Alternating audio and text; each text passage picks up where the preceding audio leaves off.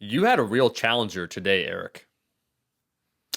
I like to think that I do a good job communicating, speaking, sharing good information, and getting to the heart of matters. But I felt inadequate today. Oh, that's not what I was talking about. Your general feeling of inadequate. I don't know what I'm talking about being humble, my friend. That was a real challenge today by Jordan. I think he thanked you 10 Mm, times. That was I saw a glimmer in your eye that I'm not accustomed to. Like, you coming to my house and you're gonna do this shit? That's what I interpreted it as. I think you're just deflecting because when he was talking about the very kind and favorable advice you gave him for his YouTube channel, I've never seen you so uncomfortable. It looked like you actually pooped in your pants on camera and were trying to pretend like it didn't happen. Oh, this And room I've seen what stinks. that looks like, and it looked really similar. Yeah. So, When uh, when you stayed in Toronto, there were some things that happened. I said, yes, Eric's like, does this normally happen to you? I said, only around people I'm comfortable with. yes. Yeah. So one of two things happened: either you were just as uncomfortable as I was with his humbleness, or you had another oopsie. Yeah. Um, so I don't know which it was, but I think that was a two-way street. Don't just try to pin it all on me. Oh no, we went All right. three-way street, my friend, on this one. We added an extra lane. Okay. I'm not even sure what for, but we have, and we're gonna keep the intro short because we go right into this. We have Jordan Syatt on. For those that are unaware, he's a former powerlifting champion turned coach. He has amassed a considerable social media following, but doing it the right way. And that's what we want to talk about. We want to talk about social media, which will apply to pretty much anyone, honestly, that has an account, even if you're not a practitioner, a coach, an educator, any of those things. Everyone has social media, and most people have aspirations towards mobilizing for some sort of way. I want everyone to pay attention. I think Jordan has a lot of really good advice, and then he talks about an underrated community in the lifting industry on social media, the general population. Which is ironic because that's 90% of people who are hopefully benefiting from the fitness industry. But it's very interesting to see where he went with his career, starting as someone who came up in like the West Side community and training powerlifters, known as a high level powerlifter, and now how he has taken that career and become someone who is putting forth really valuable content with a lot of utility that the general population can consume. And he could have pivoted multiple times in other ways. For people who don't know, he was Gary Vee's trainer, and he could have become like the celebrity trainer or something like that. But I think you will really understand the importance of having a purpose, having a code, and having an underlying philosophy to what you're doing, and making sure that the career you end up in one day when you wake up and look in the mirror, something you're proud of, rather than wondering how did I get here. Yeah. No, very well said, man. I think actually this episode where, look, they're not my children, man. I don't have to, I can play favorites. I love them all, but I love some of them more. This is a fantastic episode. Through the three-way conversation, I think it actually transcends just talking about social media, and it's leading almost a purposeful life. It's kind of the overarching conversation, Eric. Exactly as you said, man. So everyone just sit back and enjoy. This is an intervention. We can't frame it any other way. I am joined by my good friend Jordan Syatt in the house. Eric, you did it for me and you tried your best, but I got a confession, I'm not clean. You brought the PhD researcher who is really the Walter White of creatine, Darren Candow, to try and, maybe it's that kind of girl gone bad, an individual that you see the potential possibility for redemption at the end of his story arc. And so you're like, you know what, Omar, I think creatine's too much for you. You brought him on, you tried your best, you done did it. I appreciate it. I'm doing the same today, folks, with Eric for an entirely different reason. You see, I used to think, Jordan, that Eric was an individual that poo-pooed social media because he thought he was above it, where he didn't see the utility of Instagram, any of these platforms, YouTube. But now I just understand that he's terrible at it. And so it wasn't, it wasn't him feeling high and mighty. It was just an inadequacy thing. So we bring on one of the top marketing guys on social media who authentically uses the platform to talk in a voice that is very much his own. Jordan Syatt in the house. We're going to do a live dissection of Eric's Instagram and basically figure out, what's wrong. or what's right would probably be easier. We want to start small, and it'd be easier to manage. Fewer things to point out. Right. Yeah, I mean, it's kind of like the Vince Vaughn thing from Dodgeball. Yeah. I'm not trying, so it's not my fault. I could be good, but I'm just way too far above, the social media. I mean, do you see these degrees in the background? I have those purely as an excuse for why I'm bad at my job, so that I have that to cling on to in the nights when I cry. Welcome to Iron Culture, Jordan.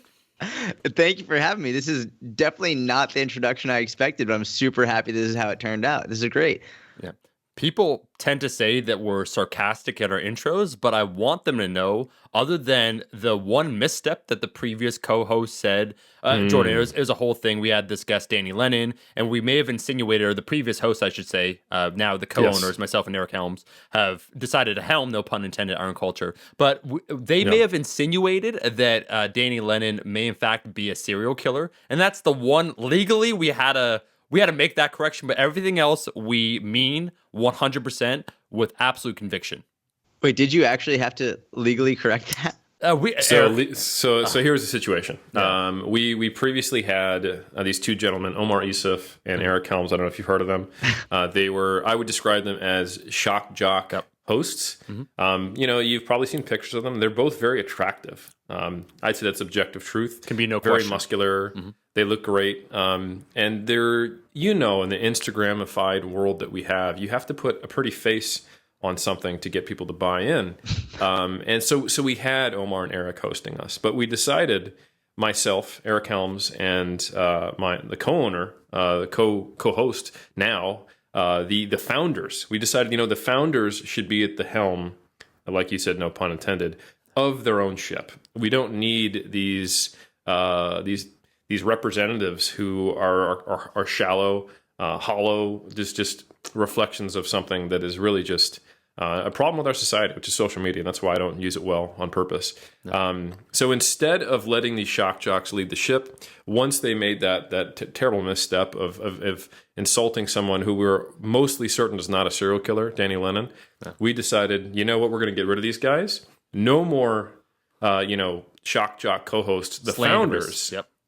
Yeah, so we got rid of Eric Helms Omar Isuf, and now Eric Helms and Omar Isuf, have stepped up to host our show as the founders. So it's a bold step forward, and it's one that we're proud of. We were intimidated at first. It's not our specialty, but I think we've done all right. And most importantly, which we're going to now segue, it's in a more authentic move.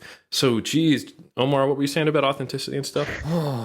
Man, when you talk like that, Eric, I can hardly focus because we got Jordan in the house. And like I said, I consider Jordan a good friend. He's one of the individuals that's trying to make the fitness community as a whole better. I think he's found a unique niche for himself. I think he speaks in a voice that is very much his own. One of the first things that he told me is that he wears his heart on his sleeve.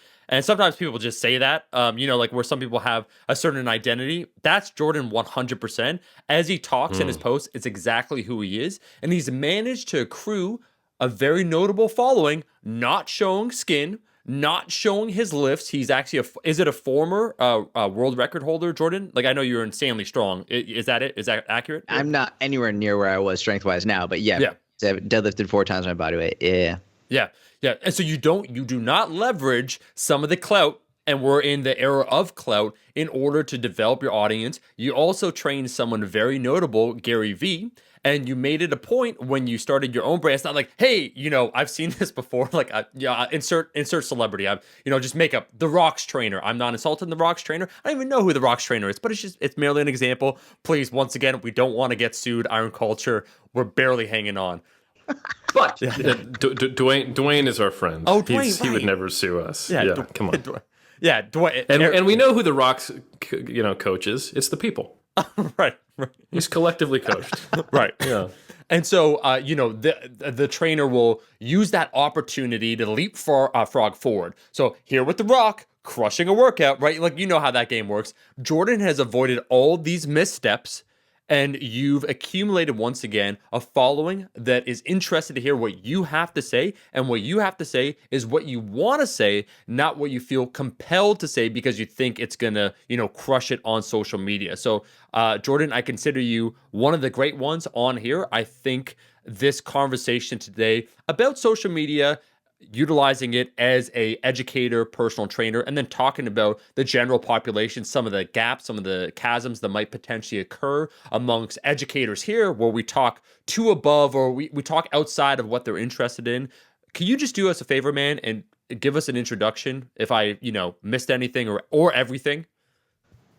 I'm honestly like, this is the most incredible introduction I've ever been through in any podcast. Okay. It's literally at one point I was like, am I high right now like during this whole process? And I don't even smoke. That's just a spray tan, my friend. This is amazing. Thank you both for having me on. It's a tremendous honor. Yeah, honestly, for me, so I've been making content since 2011. I started when I was wrestling. I wrestled in high school, and I applied for an internship at a gym nearby me when I was 14 years old. And I was really fortunate, number one, that the first gym I applied to denied me, and the second gym that I applied to, number one, accepted me, and number two, they were very science based. They immediately showed me people like Eric Cressy, Dan John.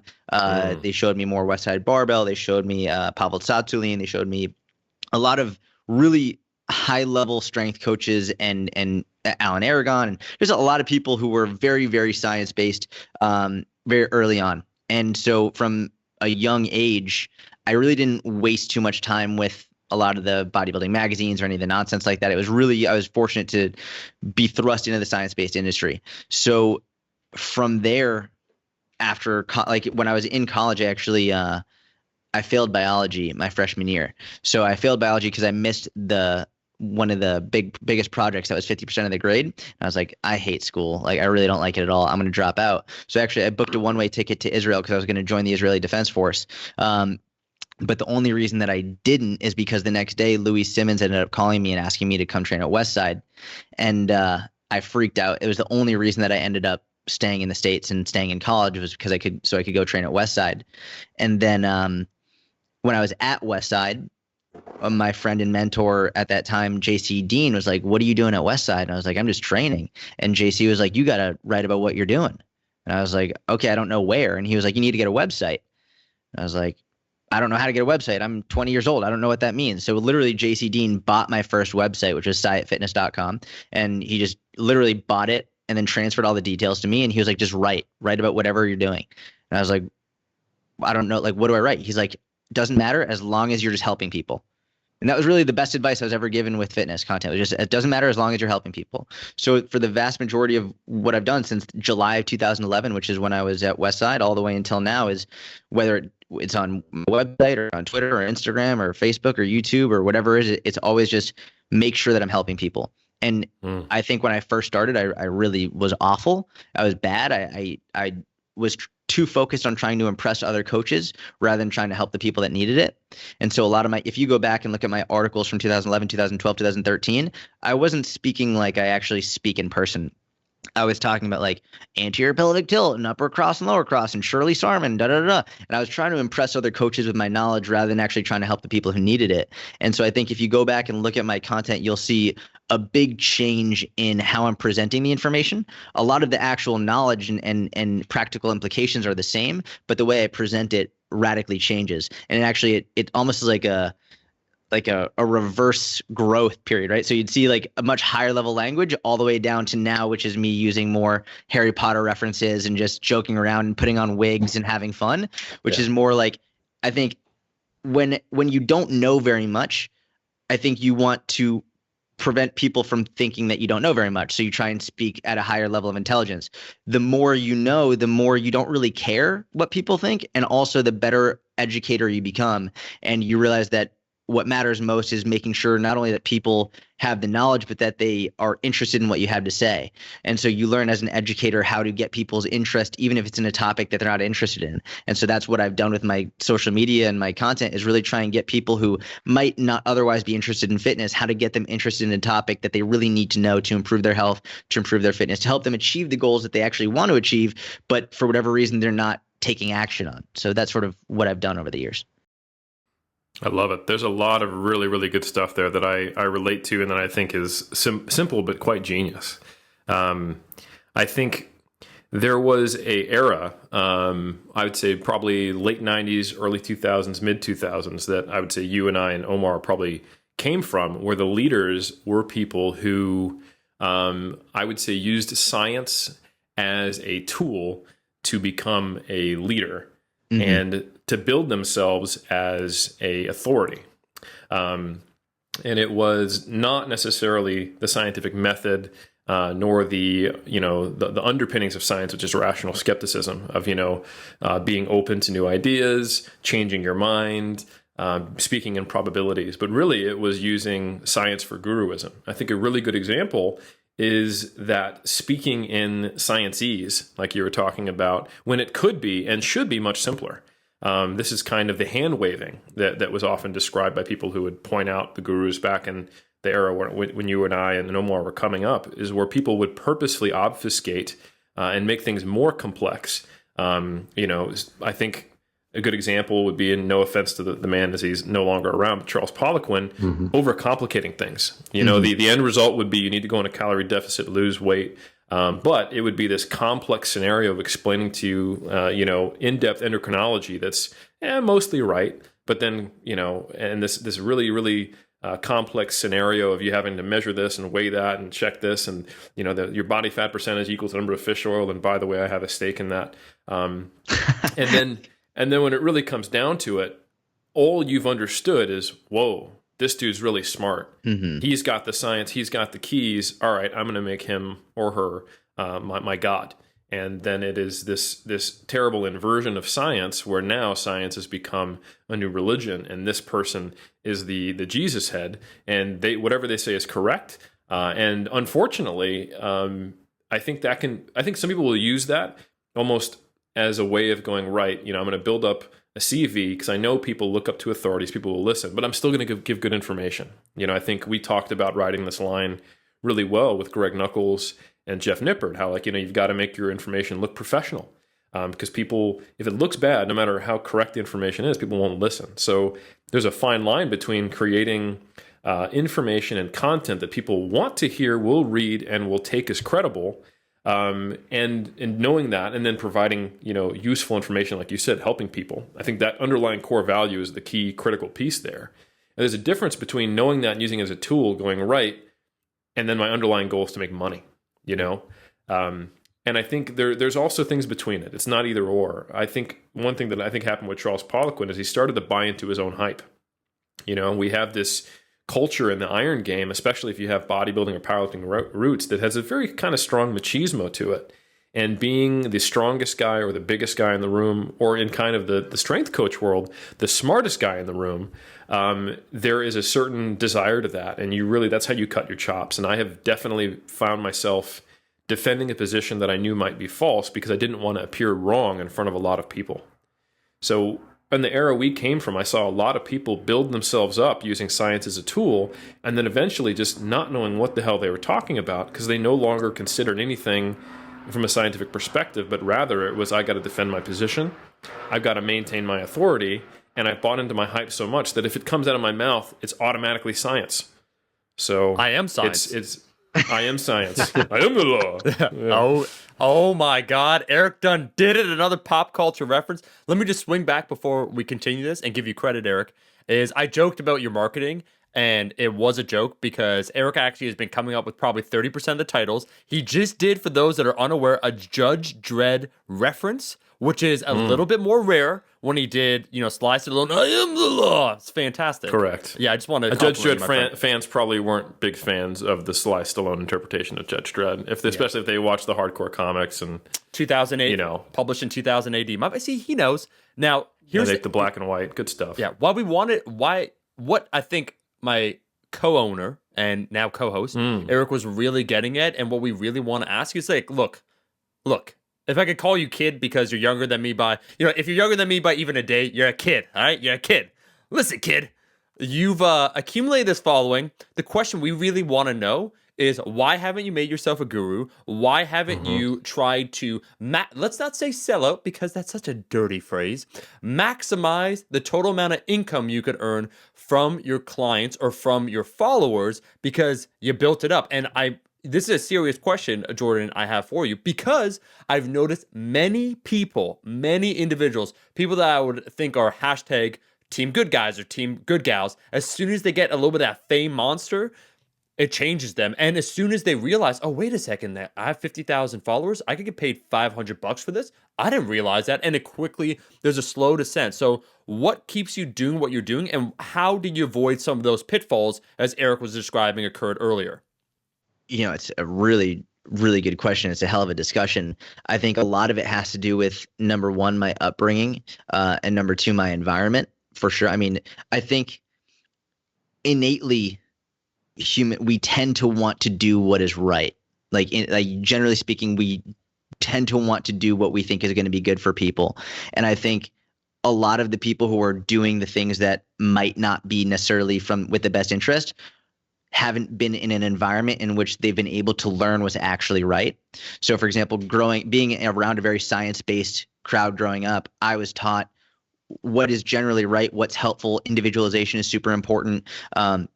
Understanding like proper training techniques, proper nutrition, understanding everyone has a different situation. By the time when I eventually started growing an audience and having opportunities like that came around to get paid for nonsense, essentially, it felt wrong from the beginning. It didn't feel right. And I actually do want to be very clear. There were times when I would phrase things in a way that I would later look back at and I would regret it. Like I regretted it. And any time in my career, and there have been these times, I think it's really important for me to be honest about this. There have been times in my career in which I've placed an emphasis on income. And number one, my anxiety increased dramatically. The quality of my content decreased dramatically. And I did not like what I was doing. Whereas anytime I've focused more on giving really good content without focusing on income. And it doesn't mean income is bad. It just means I don't focus on it. The more I just focus on giving really good content, the happier I was. And then the more happier I was, the more content I would put out, the more people I would help. And then everything else comes from that. But I realized very early on that if I was doing things that I knew weren't morally or ethically sound, I would feel awful. My anxiety would increase, and like it was a lot of negative downstream effects. And I think it's important for me to say the truth and say, like, I did try sales copy that was bad before, and I did try and do stuff because number one, we all make mistakes and we all do stuff that like we aren't proud of. And number two, if I'm going to pretend that I didn't do that, then I'm an asshole. And number three is I think it's important to explain that and also to understand that usually in your gut, you know what's right. And especially when you look back at it and you don't like it and it feels like poisonous, then don't do it again. No matter like what fitness guru you're following or what mastermind coach is telling you what to do in order to optimize your income and your SEO and your sales and automated funnels. Like if someone's telling you to do that and it feels wrong for you, get the fuck to a new person. Like find a new environment, because there are plenty of those people. Usually those people are trying to take a percentage of your income or trying to make money off of you. They don't have your best interest at heart. They have their best interest at heart.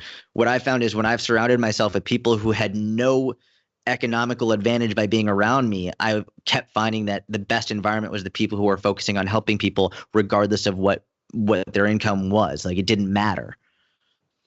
Yeah. So there are a lot. Jordan, I knew we brought you on for a reason.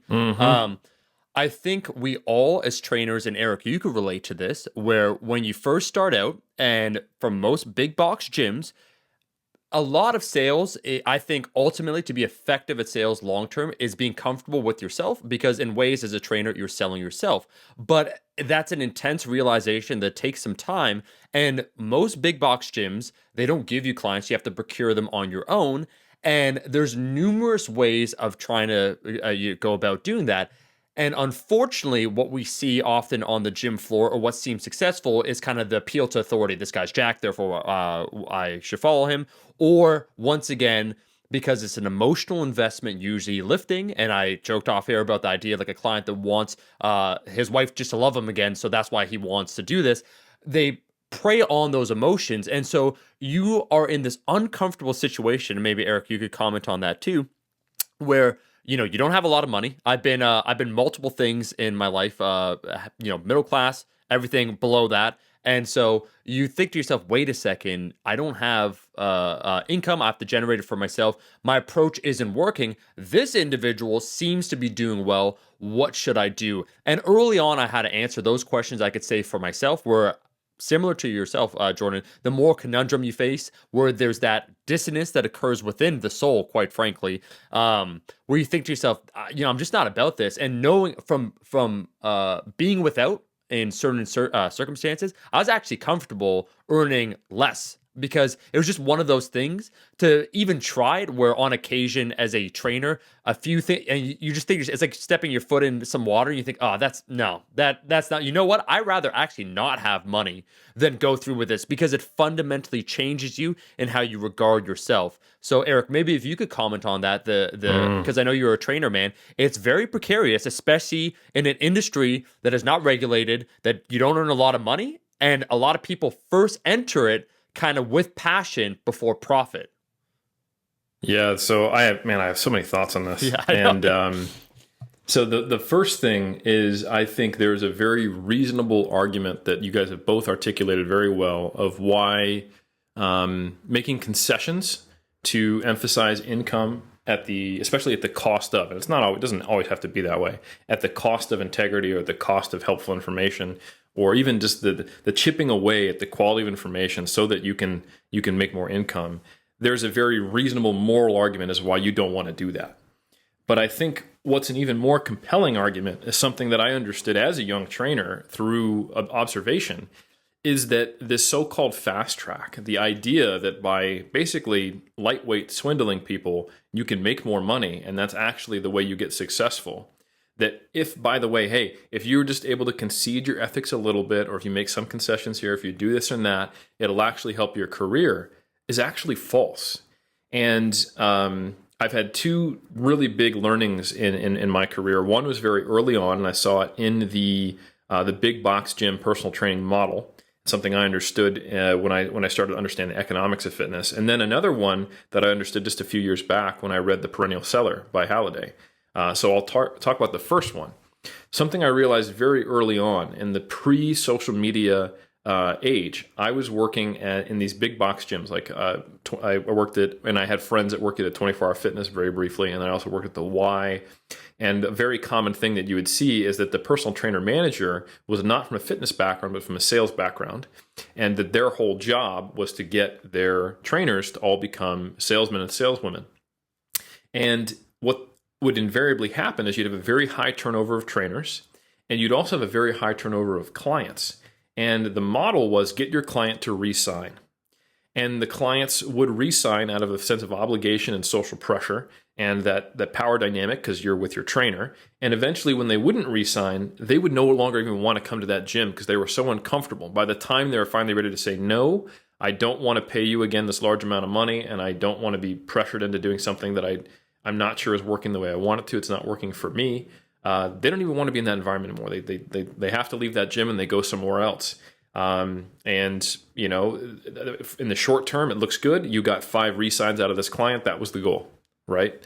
And in the big box gym model, this is where I realized that I was taking a fitness economics class in my bachelor's, and the model in the same category and the way it was packaged back then, the juice bar was seen as an add-on income to a big box gym in the same way that having a personal trainer thing was. So this is the mix of seeing a commodity and a service as the same thing. And this is someone who doesn't come from a service background looking at it. Now, this is not a problem when this is a side-on income. This is an income add. The base income for a big box gym is memberships, right? So yeah, getting a little extra on top from a juice bar, sure. Getting a little extra from selling supplements, sure. Yoga pants, sure. Personal training, sure. And that that huge thing they missed is that personal training is a service, and you're actually going to start generating negative customer experiences and hurting that gym in the long run. And it takes much longer for that to manifest in something like a 24-hour fitness that is huge. But where this really started to create obvious problems for me is when I went, I don't want to work in this environment, and I started working in personal training studios.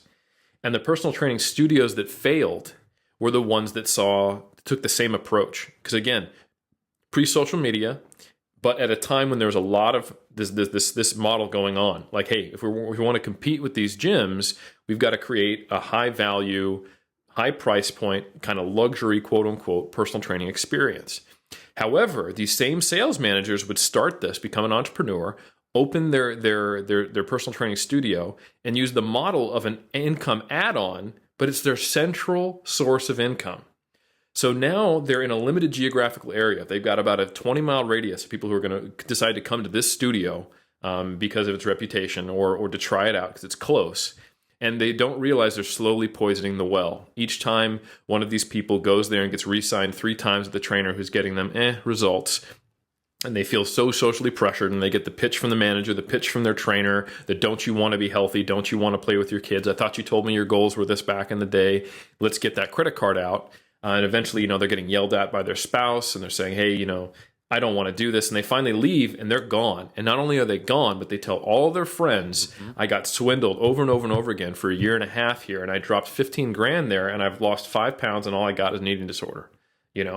So the thing that was, and then these studios would close. And I started to see that not only was this a fallacy, that getting those short-term concessions to get money was just simply not resulting in more money long-term, but it was actually the opposite. It was making things worse. And I was having these constant arguments with my fitness managers because I would sometimes tell a client, you're good. You don't need me anymore. I'll be a crutch. You know what to do. You're working out twice a week on your own, once a week with me. You go out, leave the nest. You are now someone who has a fitness lifestyle. You don't need me.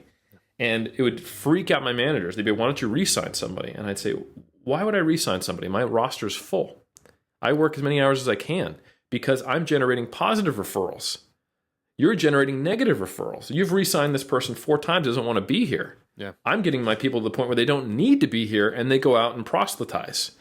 And that was my first realization that this belief that short-term gain is a necessity for your career is actually cutting off your own runway in many cases. And I won't keep talking, I'll monologue longer, but then that was kind of reaffirmed as a content generator, not a trainer, once I read Halliday's Perennial Seller. Jordan. That was Jordan. That was amazing. I couldn't agree more. That was incredible. And actually, I'll never forget this. When I didn't work in a big box gym for very long. When I went to West Side, I had to get because I didn't have my website. I didn't have an online business. I was only doing in-person coaching. When I went to West Side, I had to get a job out in Ohio. And so I got a job at a big box gym. And I'll never forget this. I got the interview and I was a young kid and I didn't have any certifications at the time. I was 20 years old. And but the guy was very impressed with how much I knew. He was like, yeah, we'll take you on. And he's giving me the tour around the gym, and he takes me into the room where they have the body fat measurements. I believe it was an in-body scan. And he goes, so you're going to take all your new clients here and you're going to measure their body fat, all this stuff. And he goes, but you want to know a secret? And I was like, what? He's like, no. He goes, it doesn't really work. And I was like, so why am I going to have them use it? And he was like, well, because they like to think that, they're at least getting some type of measurement. So you'll take them here, you'll print it out, and then they'll be more likely to buy. And I remember in my head thinking, he doesn't know me. It's very odd that he's comfortable enough to just tell me this right off the bat. Yeah. And then he takes me outside, and there's that vertical jump test that's that you jump up and you jump and you can hit it and it goes around. He's like, check this out, and then he jumps up and he hits it, and I was like, this guy's fucked. And I worked there for 2 weeks and then I quit. It was man. I worked there for 2 weeks. Then I quit, and the way that I was able to make enough. Fortunately, Ohio is a very you don't need much income in order to survive there. And I had like several roommates. I was not living in the nicest area, but I was like, whatever, I don't need much money to live. And I started coaching all of my roommates. I gave them their first month free, and I already had my first month rent covered. So by the time the second month came around, like I was good. And that's how I made money while I was in Ohio. But like for me, that experience at a big box gym felt so gross and felt so awful that I was like, it's not worth it. It's not worth it for me to work there. That being said, I get a lot of coaches asking, well, what if I don't have an option? What if I don't have another option of another place to work, another income?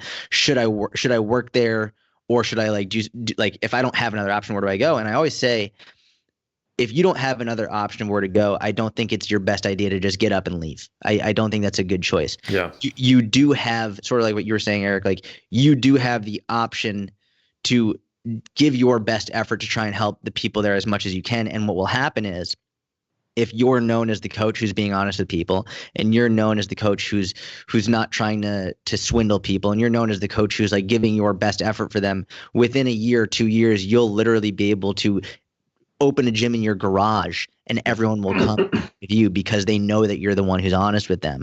So I think especially nowadays, excuse me, with so much on social media of, hustle and go start your own business and all this, a lot of people, like, if you don't like what you're doing, just quit. I don't think that's always the most practical answer, especially for people who have a family. They might not have the opportunity just to get up and quit. But I think it is important to understand, there's so much burnout rate in the fitness industry. They're like, very few personal trainers make it past their first year. And I think a lot of that is because they just can't possibly imagine doing what they're doing any longer. So they're like, well, I'm just going to quit and find something else. I think it's, if you love coaching people and you love doing what you do, but it's just the industry that's like poisonous to you, knowing that if you're doing the right thing for a year, 2 years, 3 years, you could then literally start your own business solely based off of doing the right thing. I think more coaches would stay in it for the right reasons. Man, I just want to say that it's sad because they're a entity unto themselves, really, when you think about it. I have a remarkably similar story, and I've never shared a lot of these. And man, we could talk about these things for hours, the three of us, I'm sure. Being inside the damn thing, the hive mind itself, a big box gym. So my tactic, I was told by this individual, and it's all very insidious things, and it's one of those things, when they talk about corruption, for instance, in various police forces and whatnot, and the line they say, like, you go along to get along, where it becomes one of those things where we become indoctrinated. I was told actually how to alter the electrical tool, a tool on the body fat measurement, in order, because it's it measures basically actually the water content. So it's like, you know what, in 2 weeks when they come in, what you want to do instead, just lower this. Here's one setting, and it'll show so even if they gain weight, it shows that they lost fat actually. And I was shown this once again, Jordan. You don't know me. I've just been hired. I'm not beholden. This isn't, some sort of indentured labor situation where I'm beholden to you, and thus I must do everything that you say. I have autonomy of self. But they know, once again, because the barrier of entry is low for trainers, they're not really trying to scout for that. As Eric said, they're treating it as a commodity instead of a service. The saddest thing that they did, the company that bought into, and I'm not going to say their name, but there was a gym franchise that essentially some venture capitalists bought into it, and they wanted to grossly inflate their income. And so they would sell personal training packages, was one of the things they tried to inflate. Individuals that did not have the economic resources in order to afford it, 96 personal training sessions, and they would, through legal jargon and through the way that they would coach the salespeople, oh, well, you're paying for these 96 sessions, it's going to be $80 a week, $80 a week for 3 years, right? Or like 4 years, like just an insane amount. So all these various tactics, and you see the worst aspects, unfortunately, of humanity, where it's profit driven rather than people driven. And ultimately, as Eric said, not even the moral argument, but the pragmatic one that I try and make. And I gave a talk at Georgian College recently here in Canada. If you want a sustainable long-term career, just making sure you don't screw people over in the short term in order to have a long-term career makes a lot more sense. And so I I completely, everything that you said, man, I'm nodding in agreement. The question I have for you, Jordan, perhaps, would be when you take a look at the modern social media landscape, being, let's call it a spiritual warrior. Okay, you're a spiritual warrior. You're part of the iron culture, and you see fitness social media in 2019, end of 2019, 2020. What are some of your thoughts? Because obviously, as you described before, you feel an inner repulsion towards some of the things you experienced as a trainer, and I think some of those practices have mirrored themselves on social media. I'm not trying to slag on anything in particular, and I'm not trying to prearrange your answer. But what do you think when you take a look at social media as a whole in 2019 for the fitness industry in general? So I will say this. I'll start with the positive. I think overall it's a massive net positive in terms of the things that I see just populating on my feed now that are just like more or less just popping up all over in regard to fitness and science-based health and fitness. They were not readily available when I got into the fitness industry. Like the things that like I had to dig and dig and dig and dig and dig for, that now I just see like a lot of coaches put, like meal frequency, like talking about meal frequency as though it's just like, so it is becoming common knowledge. And you can even see it in gyms nowadays. If I go into a New York sports club, I see a lot of people doing farmer's walks. I see a lot of people doing deadlifts with actually relatively good technique. I see a lot of people doing planks. I see a lot of people doing glute bridges.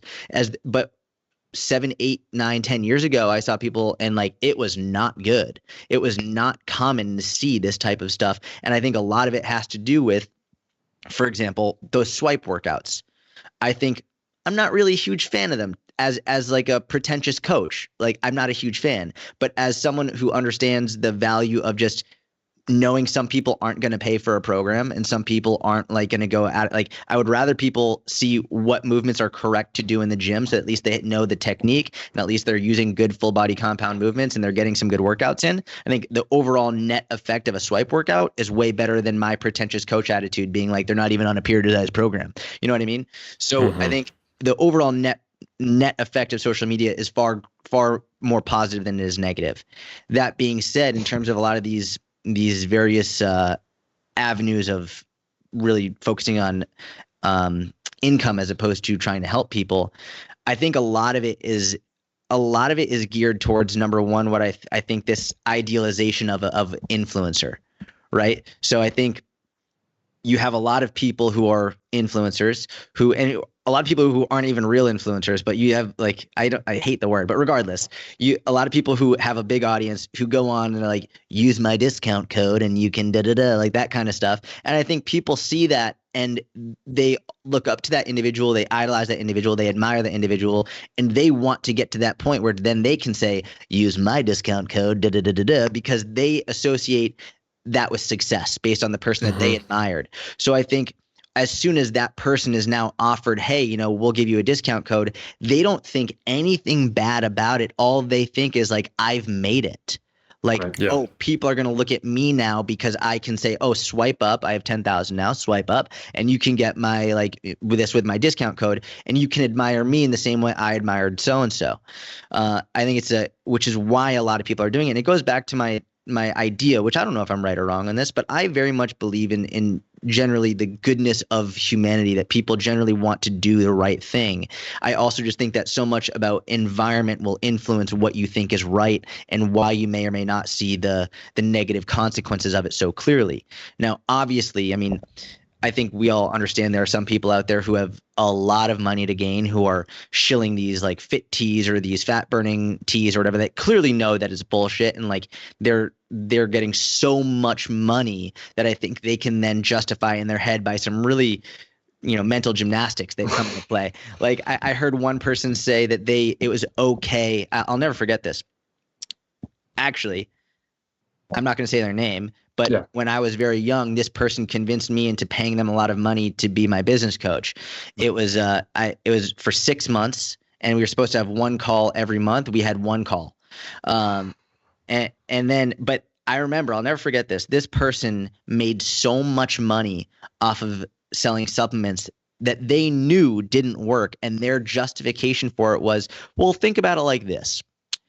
Maybe the supplement doesn't do what it says it does. But if they buy the supplement and then that supplement motivates them to work out, it's really not that bad. And I remember being like, what? Are you out of your mind? Like, he actually believed it. Like, he actually believed it. And you need to keep yourself in your own eyes as not being a shitty human, right? Yeah. That's the mental gymnastics. You can't shatter your own paradigm of yourself, so you have to come up with these excuses or this rationale. It was unbelievable, and it was but also then, sort of like I said earlier, a lot of them have an economical interest in you as well. And it was very interesting because looking back on it, one of the reasons that he wanted me to start selling these supplements was because he would get an affiliate commission off of whatever I sold. And so I remember I was like, I mean, I said like, yeah, sure, I'll do it. And I just never did it. And I never contacted him again, and whatever. Either way, I think it's to look back at it, net positive social media. But I think a lot of the nonsense that we see, like the selling things you don't believe in, selling things you've never actually tried, that's one of the reasons why I'll never do one of like the affiliate codes ever. Like, I will not do an affiliate code. I do not do promoted posts. I don't do that stuff. Because I think as soon as you enter that realm, you can begin to justify things that you wouldn't beforehand. So for me, I'm very much of the opinion, if I like something, I'll say I like it and I enjoy it, and I won't take money for it. Because I think as soon as you start getting paid for saying you like something, and this is just my own personal belief, like I think there's a strong argument for saying, well, why shouldn't you get paid for that if you've built up the audience, whatever. But for me personally, I feel best if when I enjoy a product, whether it's a protein shake or a piece of equipment, whatever it is, I'll say it for free at this point. Because when you start getting paid for just saying that you enjoy it, it's like, well, what else could I get paid for saying I enjoy? It was sort of like when I did the Big Mac challenge, a lot of people were like, is McDonald's paying you for saying this or paying you to do this? Like, are they covering all your burgers? And I was like, number one, I don't think McDonald's even knows about this. Number two is even if McDonald's offered to pay for my burgers, which it turned out to be about $180 for the month, even if McDonald's paid for it, offered to pay for it, I wouldn't take it, because as soon as you take the money, it immediately takes away your objective opinion. There's automatically some investment on your end that's outside of what you're trying to get across. So for me, I've always noticed I feel better and I am happier and less anxious and doing better when I have no financial investment other than simply saying what I know and believe to be true. And that's it. And that's where I think a lot of people get roped into these not so great not ventures when they start accepting money for being an influencer or for being the face of a product or for promoting it. And then it's interesting, a lot of those people are the ones that I see saying, oh yeah, the algorithm isn't really working anymore. The algorithm is sort of fucking with me. And I'm like, I don't think it's the algorithm. I think that people are just really not so excited to see 27 straight stories of you promoting this product. That's really it. Yeah. Yep. Yeah. Oh, is the algorithm off? It's like, are subs not receiving our content? It's like, man, you've accepted 6 endorsements in the last 3 months, and it's clear your content is profit driven first and foremost. Everyone else is doing just fine and growing. But Eric, at this time, I should say we should we should cut this. I thought he was going to be one of our influencers for our upcoming detox tea. But Eric, just tell the producer, bro.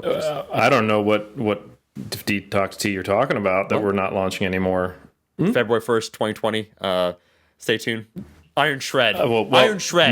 Maybe. It's not a tea. It's something that works. We'll rebrand. We'll rebrand. It's an adaptogen Iron Shred. February 1st. There you go. Adaptogen. Well done. That's science-ish. It sounds sciencey, right? Your body's going to adapt.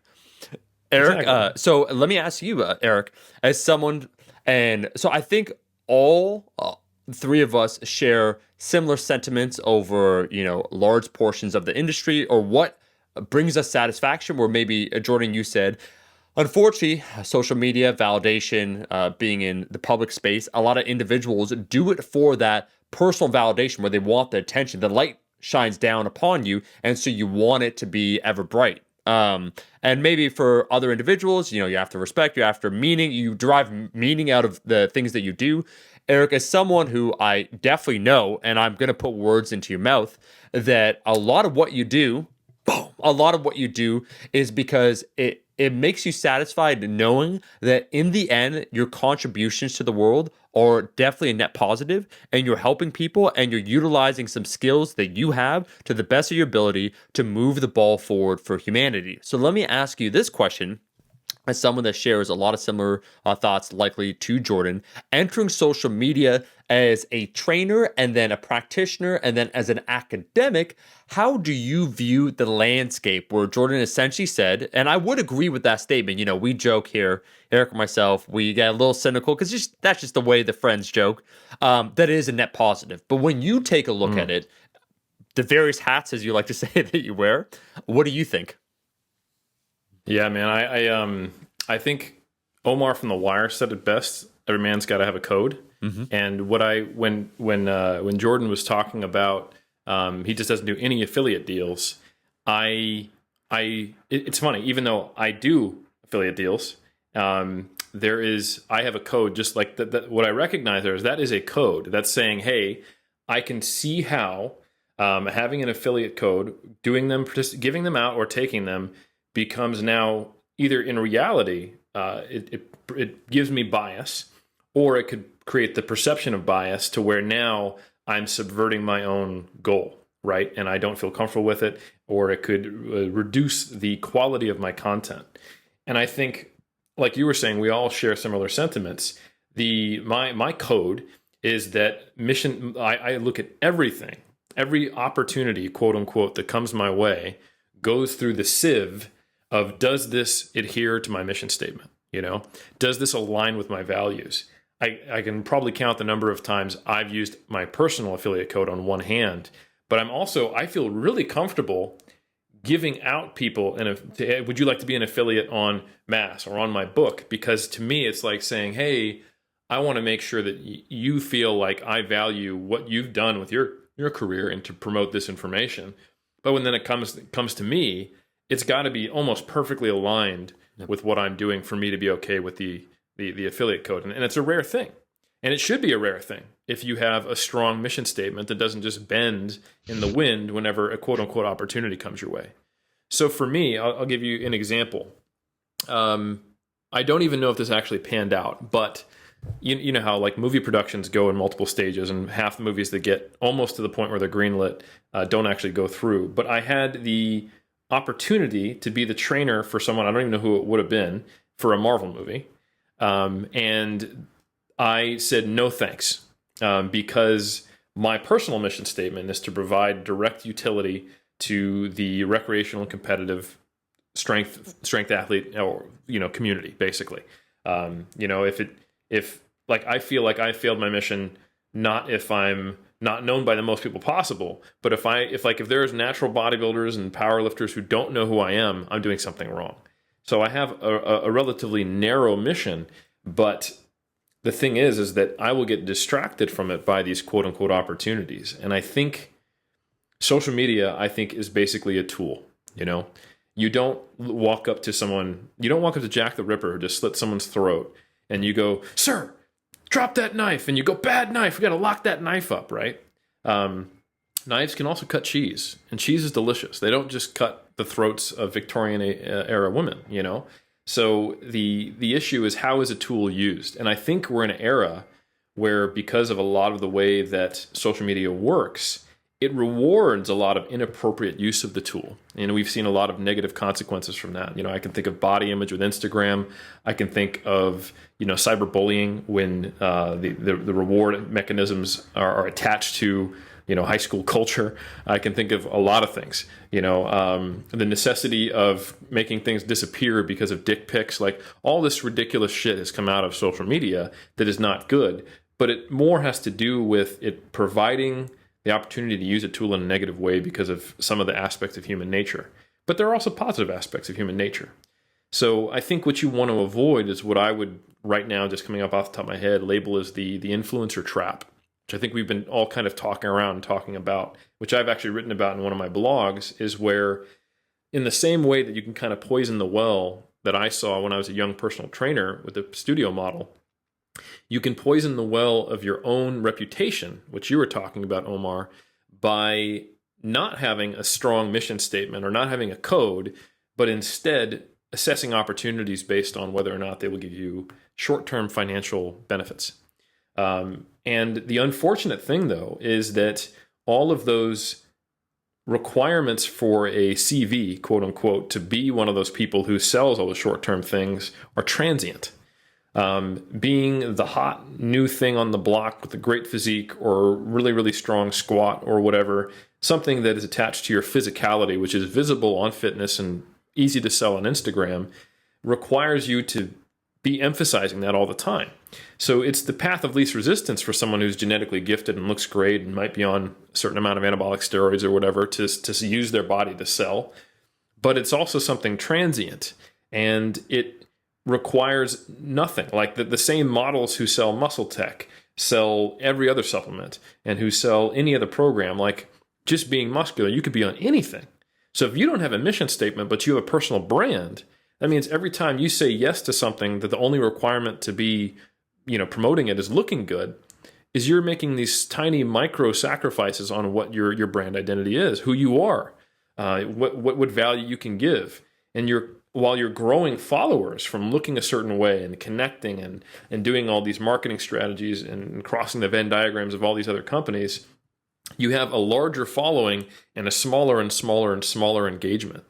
So an interesting thing that has come of me doing affiliate deals on my books and on Mass and things like that, but not participating in my own in a lot of it, being an affiliate, is that I see the disparity between someone I might think be a really good affiliate and how many sales they actually do.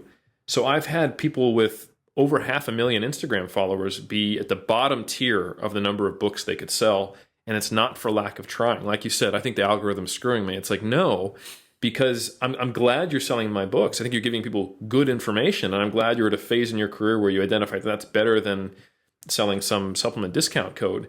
But your followers are just looking at you because you got a cool physique, and you're just like how they look at old pictures of Frank Zane. They don't want to buy information from you. You have no engagement because they know you're going to be pushing something else next week. So it's an interesting thing where I'm able to kind of see behind the curtain, to where if you emphasize money or followers first, you might even be quote unquote successful, but at the cost of, again, that runway getting cut off. You don't have a personal brand anymore. You just go over the wind blows. You're going to be popular as long as you look good. But guess what? You're going to be 45 at some point, And if you want a career that lasts past your 30s, that's a really, really poor investment. So I think you see the influencer trap all the time. There's this pressure. There's this feeling of the rat race that's only magnified by the speed of which social media occurs. And like you said, Jordan, you see people with way more followers than you can even imagine getting. They're making, or you think they're making all this money off these discount codes. You want to get there, and you think you need to be relevant yesterday. And I think this is what drives people to steal content, to repurpose people's other stuff, to make all these moral concessions, because they think there's no way I can stand out in this crowd. I've got to stay lean all the time. I better take anabolic steroids. I got to get a good, really good photo content before I even have good content. I got this amazing photo, but I'm posting something ridiculous below it or stealing it. Or I've got this amazing quality YouTube filming, and I've paid my entire savings to have this cameraman follow me around, but I have nothing to share. And I think the argument I made in this blog post where I talked about it is, look, put in the time to actually have something worth sharing, and then work on the actual quality. I was very fortunate. I kind of, quote unquote, blew up in 2011 because one of my clients happened to be Matt Ogus, and Matt Ogus happened to be the front tip of the spear of the early YouTube influencers, if you will. Not to call him an influencer, but just the growth of YouTube as a social media platform for fitness. And fortunately, this was when I was in the midst of my master's. I had competed in a lot of bodybuilding and powerlifting competitions. I'd been a personal trainer for 7 years, and I knew my shit, and I was teaching classes to personal trainers. I'd been at the point where I actually had value, as they like to say, to add. And if I had, gotten that opportunity even 6 months prior, I probably would have just blown it or cut off my own runway without knowing it. So it's this thing where I'm sort of fortunate that I came up in an era before social media created that pressure, because I was also bodybuilding. I could have just leveraged my physique and really leaned into my eating disorders and just made sure that I stayed lean all the time, and not focused on my career. and just, try to be a lean guy and sell supplements. But I think I would have not been in the fitness industry even 3 years later, which is a really common thing you see. Like, look up. If anyone who's been around in the industry for more than 10 years, were the people you were following 10 years ago still around? I bet you the ones who are actually providing pretty useful content, or at least pretty good content for their purposes. Like Dan John, we had him on. He's had a prolific career, and now he's still relevant in his 60s. Yeah. And he's providing really, really good content, and I think he's a great example of someone who, he only got on Instagram, I think, like a couple years ago, if even that early. So that's just a great example. Jordan, we're going to ask you the million billion mastermind question. Now we're going to just shatter all of them. It's like, you want to grow your social media following, you got to join X, and we're going to teach you the ways. I'm like, if your strategy for growing your following for some of these masterminds is step one, be good looking or in shape, you don't have a planned system. That's not a system. Okay. It's not a repeatable process. Any system has to be a repeatable process that people are able to do. And I'm going to put forth an idea. And I think this is, to me, if I had to summarize my own personal position very briefly before I ask you this question, it'd be that you want to be dangerous. You want to be dangerous on social media. And by dangerous, I mean you're an independent thinker, and you're an independent thinker and you're dangerous if you can't be bought. If you have a morally consistent code that you follow and that people are able to look up or understand from you and what you're about, and you do that consistently, and you hold yourself to the standard that you set before you. And in that way, you could be independent from the ruckus, where one of the people I respect the most, Sean, who owns Fortis Fitness, and there's just some personal things I know about him, where I'd say probably 99% of people would take the other deal, not social media, I'm just talking about business deals or other things that he could have done to put himself financially forward. And he was that person when he was tempted. I'm not taking $500 here, $1,000. I'm not going to go into details, but he was tempted with amounts that other people would be shattered, right? Where they would do, as you said, Jordan, the mental gymnastics to justify, well, if I use this money for good, then I suppose it's good in the end, right? Like, all those various things that you tell yourself. And Sean's the most dangerous person I know, because he can't be bought. He just will not be bought.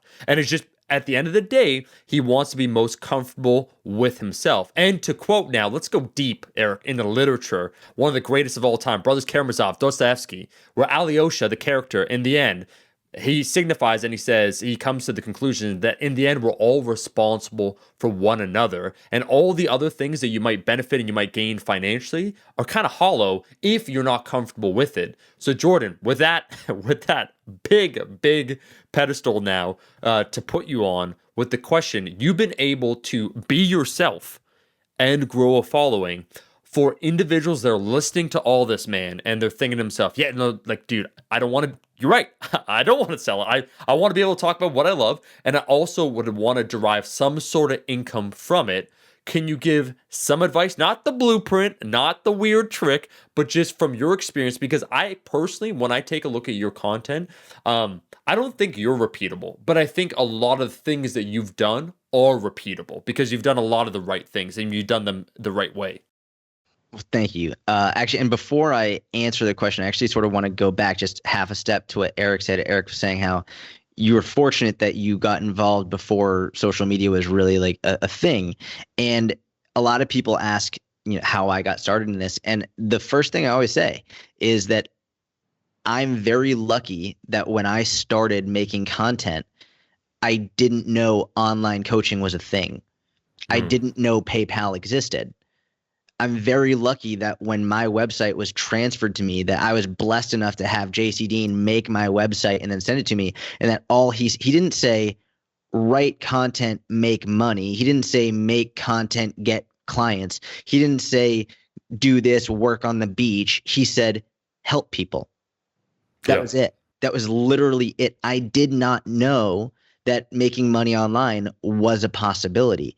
I didn't know PayPal.com existed. All I knew was that I was supposed to help people. That was it. That was literally all I knew. And I very much believe that if I got into the fitness industry in the online space in the way that so many do now, seeing that there is this possibility of so much money and riches, if I came in now and my goal was to create an online business, I would have failed very, very quickly because I think it's very easy to get caught up in the, okay, well, I provided value in this post and no one has requested to join my online coaching program yet, even though I said I only have 2 spots left, which is a lie. But like, I think if I got into that world, I would have failed because I would have assumed that what I was doing wasn't working. Whereas instead, my payment was someone messaging me saying that was super helpful. My payment was someone saying like, holy shit, like I didn't know that. Or someone literally saying, hey, could we get on the phone and talk because I have some questions for you? And me being super excited to get on the phone and have a 2-hour conversation to help that individual, not for money, not for anything. And I say this because I can feel like some people would be like, oh, what a pretentious asshole. Or he's like trying to like say like how self-righteous he is. I'm being very honest just because most coaches get in the industry because they actually want to help people, and they almost get duped into the idea of, well, if you want to be successful, you should really be focusing on making money. And very few people feel good about that. Very few people become a coach because they want to be rich. They become a coach oftentimes because they went through a fitness transformation that changed their life and they want to help others do the same. And then when they see other people on social media making a lot of money or supposedly making a lot of money and have a lot of followers, they think that's what they should do, even if it doesn't feel right, which is why a lot of coaches end up burning out. Like they burn out of social media. You're not burning out of social media. You're burning out of doing what you don't want to do. You're burning out of putting on a front. You're burning out of trying to chase dollars instead of trying to chase value, instead of trying to chase meaning, trying to chase actually helping people. I think that's why people burn out so much. So just to circle back, like I think I'm very fortunate just because when I started, the goal of money wasn't even in my mind. That's number one.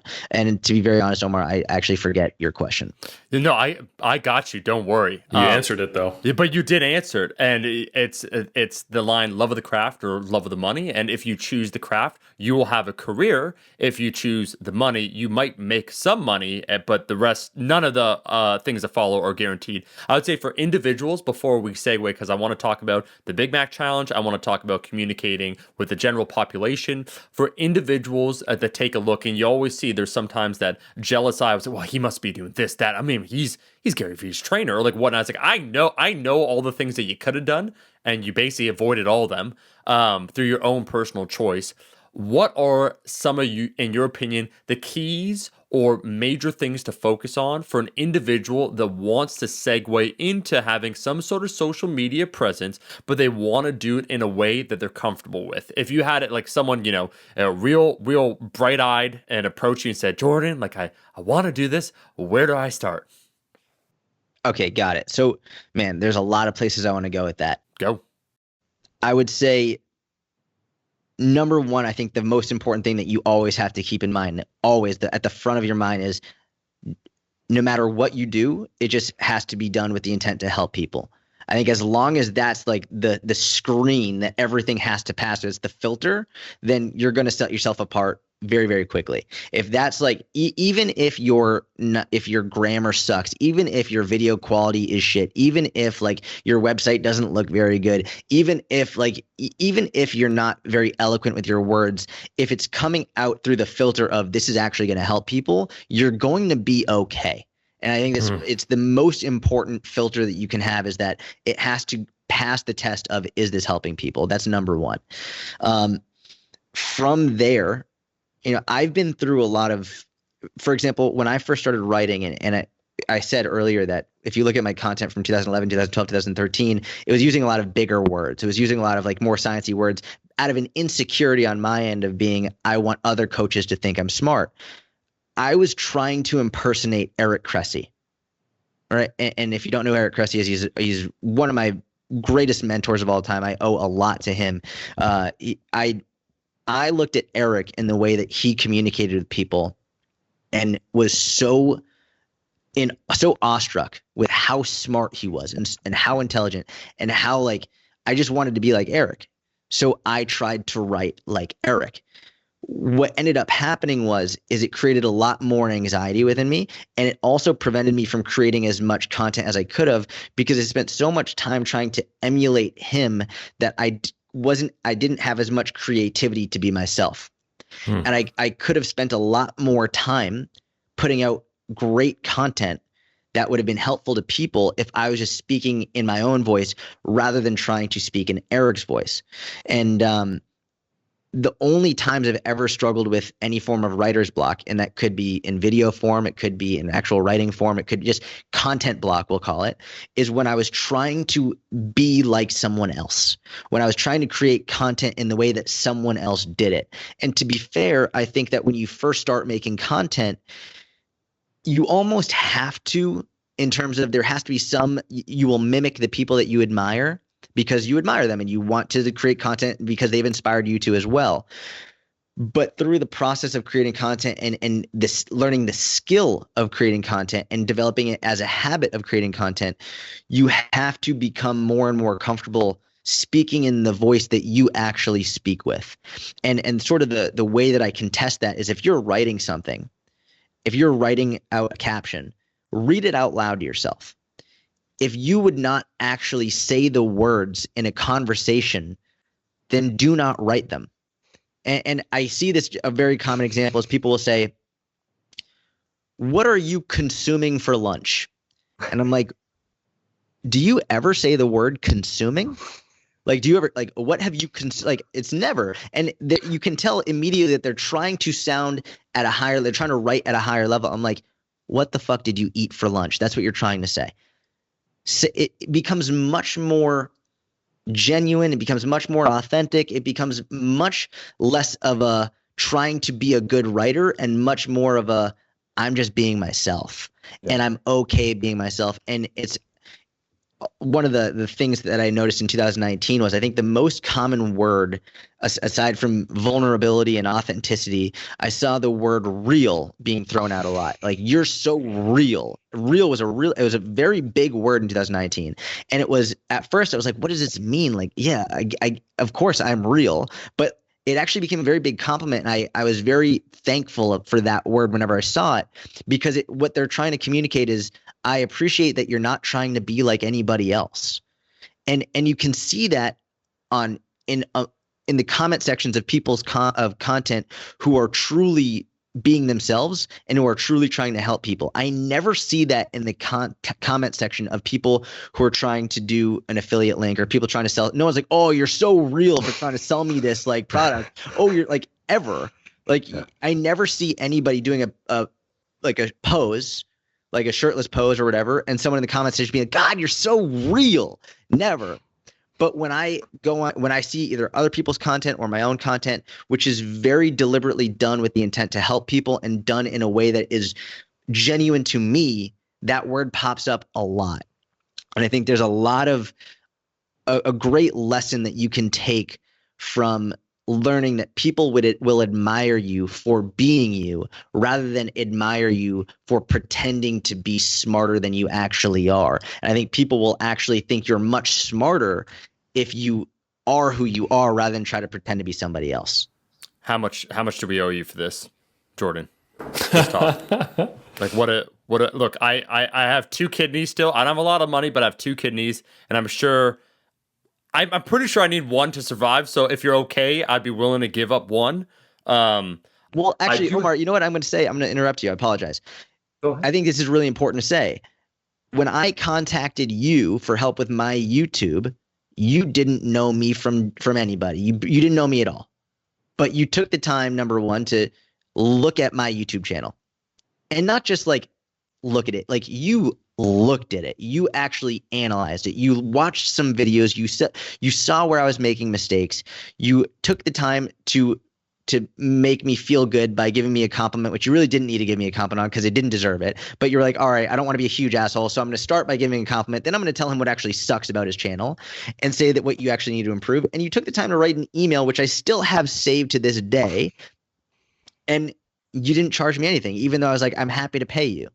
And I think this goes back to, and it speaks volumes of you and what you've done and the message you're trying to get across, is that when really you just want to help people, you're not going to be trying to squeeze every dollar out of somebody that you possibly can. It's because you actually enjoy it. And so, yeah, like, you don't owe me, nothing. It's like, I think you're the quintessence of someone who's actually practicing what they preach.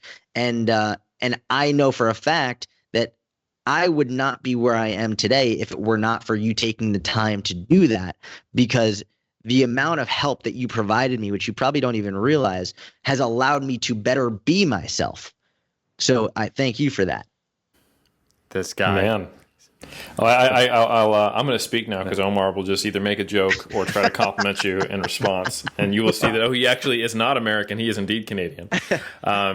But I'll echo all of that. And I also want to point out that very authentically, you use the word quintessence. So you just won like everything today for that. But no, I've had the exact same experience with Omar. I'll use it. We're just going to give you so many compliments until you just can't even stand it. I'm just going to jump out the window. I can't. Yeah, he's gonna lose it. Yeah, he's gonna have Canadian overload. Yeah. So in 2017, he brought me out to do a Kaizen nutrition program, and I knew there were many other potential archetypes of the guy who knows nutrition, who seems sciencey and smart, and is a coach. But I think this actually is self-compliments. This is very American of me.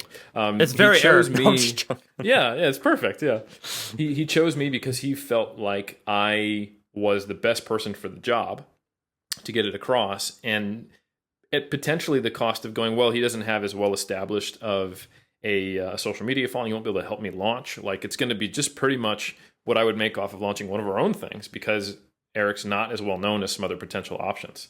And yeah, I've learned a ton about social media from Omar as well, but doing it in a way that helps me make a greater positive contribution. So I think that's an apt observation. And it's also proof in principle of what you're saying, that social media isn't inherently bad. It's what do you do with it? If you're a douchebag, yeah, you're going to be a douchebag on social media. So I think that's pretty understandable. Look, you boys are killing me. I'll respond very briefly to Eric, and I'm going to respond to Jordan. And I'm going to say, Eric, many moons ago, I saw you as a diamond in the rough on another channel. And I was like, when a guy's like trying to get a girl and he's like, girl, you're beautiful. Like, I don't care what he's telling you, that you're not worth it or you need to fix yourself up. Like, I know your real value. That's how I eyed you for many moons. And as I told you, I'm going to give a compliment back. Bam. Is that part of my suspicion, because before I approached you, I've watched videos of you speaking. I had a suspicion, because there's people that talk well on camera or when they present or what have you. I knew Eric would be very good in the role as a science communicator. And as I discovered, you're actually even better than I anticipated, where you are a one-take Jake. For every single take, maybe Ouse forgot to hit the button on, so we had to do another take. But not only that, is you're in complete moral alignment with everything that we did. So it was a long time coming, and I have spied you for a long time. Then I threw out that master ball, and I'm not letting go, because it's a master ball. You're stuck forever.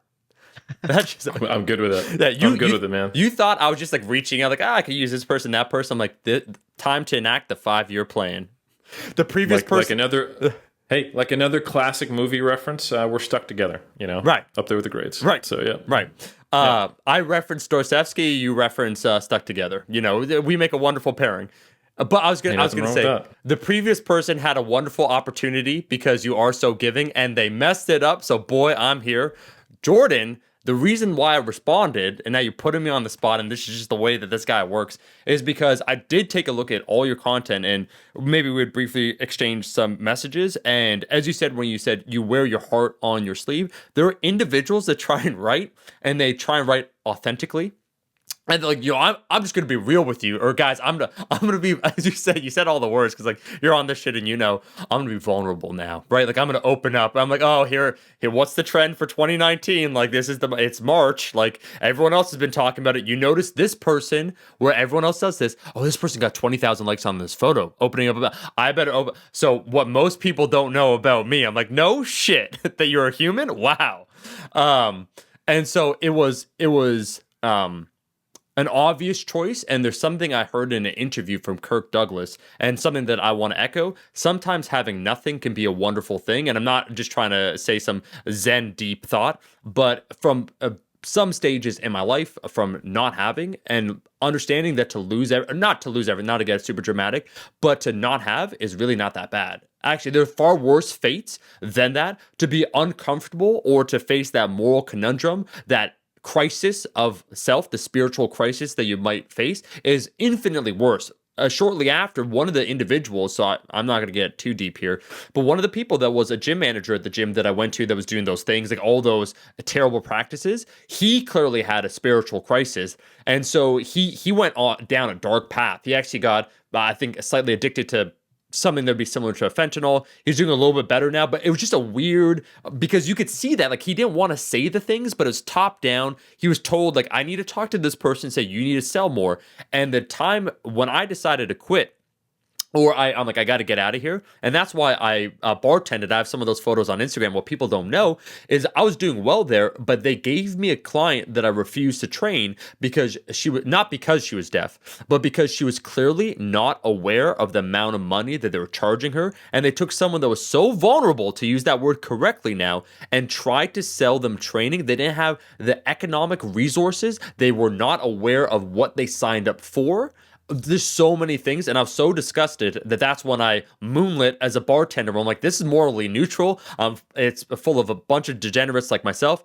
Here's what I'm going to do. But Kirk Douglas said a line, and then I'm throwing it right back at you, Jordan, where he said, I had a blessed opportunity that my kids don't have. I grew up with nothing, which means that I knew that wherever I started, it could only get better in terms of economic advancement and a lot of other ways. And so it teaches you the value of what's important. But why I responded and why I'm so thrilled with all the things that you've done, Jordan, is that you've proven yourself. You've gone through, they call it in Dune, the Gom Jabor, where you stick your hand in this box. The Bene Gesserits make you do it. And essentially, it's a test of many things. They test if you're human or not.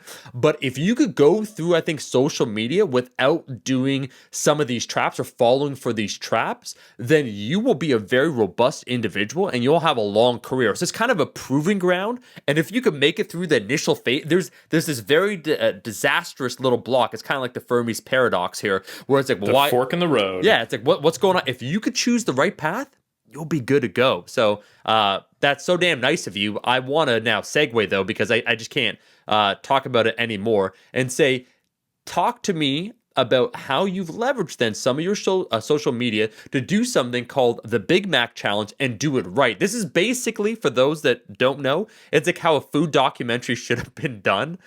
Super Size Me, when they did Super Size Me, this is what it should have been. Jordan sent me the video before he made it live. And I almost felt bad because Jordan wanted to drop the science and, like, you know, he knew it might get some clicks, so he wants to fill it with good information. He's like, guys, it's calories in, calories out. And I try to count the amount of times that, like, you just like kept referencing it back, and like the man just going back to the principles.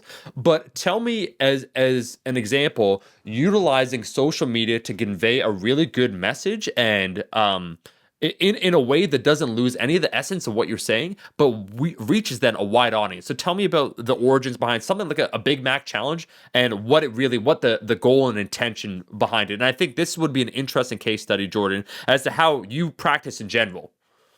Yeah. So the Big Mac Challenge, I'll start by saying, when I first started doing online coaching, I thought that I was just only going to coach powerlifters, just like big sweaty dudes who just wanted to lift a lot of weight. That's all I thought that I was going to coach. The Holy Grail.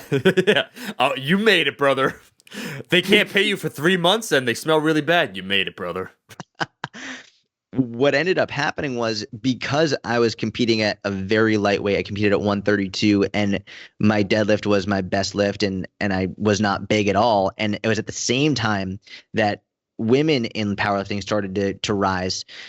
I started getting a lot of coaching requests from female clients because they wanted to not get bigger and they wanted to improve their deadlift, and like, that was it. That's literally what I was. So I was the guy who's like, oh, well, he's not big and he's strong. I want to do that. So I was like, great. So I started working with mainly women. And so even today, it's about 75% women is who I work with. And through that, also doing a lot of nutrition coaching. And as a result, I've learned a lot about, and I've had my own issues with binge eating and with disordered eating from wrestling growing up, like serious struggles with that. But I learned a lot about the food fear and food anxiety that people have, which I think is far more prevalent than most people are aware of. And I think it's one of those things. Very few people really talk about it. Like very few people are very open about it. I think we're starting to see it more, but very few people are open about their struggles with binge eating, which is why I think a lot of people feel alone about it, because they look at everyone else and like they don't know that a lot of other people are struggling with it. So I wanted to do the Big Mac challenge because when I rewatched Super Size Me, I couldn't believe like some of the stuff that was said, like some of the way that it was structured. It was really tremendously awful, like really bad. I very much believe Super Size Me caused a lot more harm than good, and it's like it sucks that it's still shown in schools. Like they are showing it to high school and middle school students all the time.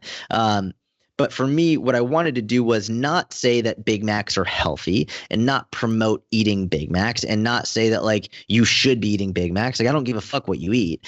For me, I wanted to show people that if they had a slice of pizza at their daughter's birthday party, it was okay.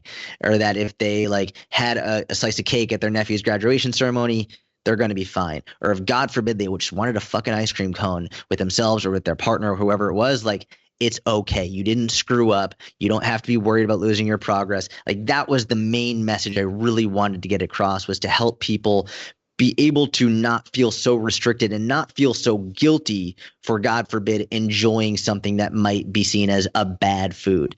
So that's really where the idea for it stemmed from, is trying to get that message across. And then I see like what's the main thing that people think about when they think of bad foods. It's usually either Twinkies or McDonald's. That's like usually the two first things that come to mind. It's like, oh, really? You're telling people to eat Twinkies? Oh, really? You're telling people to eat McDonald's? Like that's usually the first thing that people come up with. So I was like, all right, I'll go with McDonald's because there was already someone who did the Twinkie diet, a doctor, and like I didn't want to just copy that. And I also know there's a massive amount of group think and an understanding around like McDonald's, mainly because of Super Size Me. So I was like, all right, I'll go with that. That's why people were like, why don't you do Burger King? Why don't you do Wendy's? And I was like, just because fucking McDonald's is like the one that everyone knows and understands and that has a lot of emotion attached to it. So that's why I made the challenge. It's why I went to McDonald's. And there was a lot of good that came out of it, far beyond what I expected. What I did was I tracked my daily weigh-ins on my Instagram story, and every day I would weigh in and every day I would show the Big Mac that I got, and I still have all the receipts.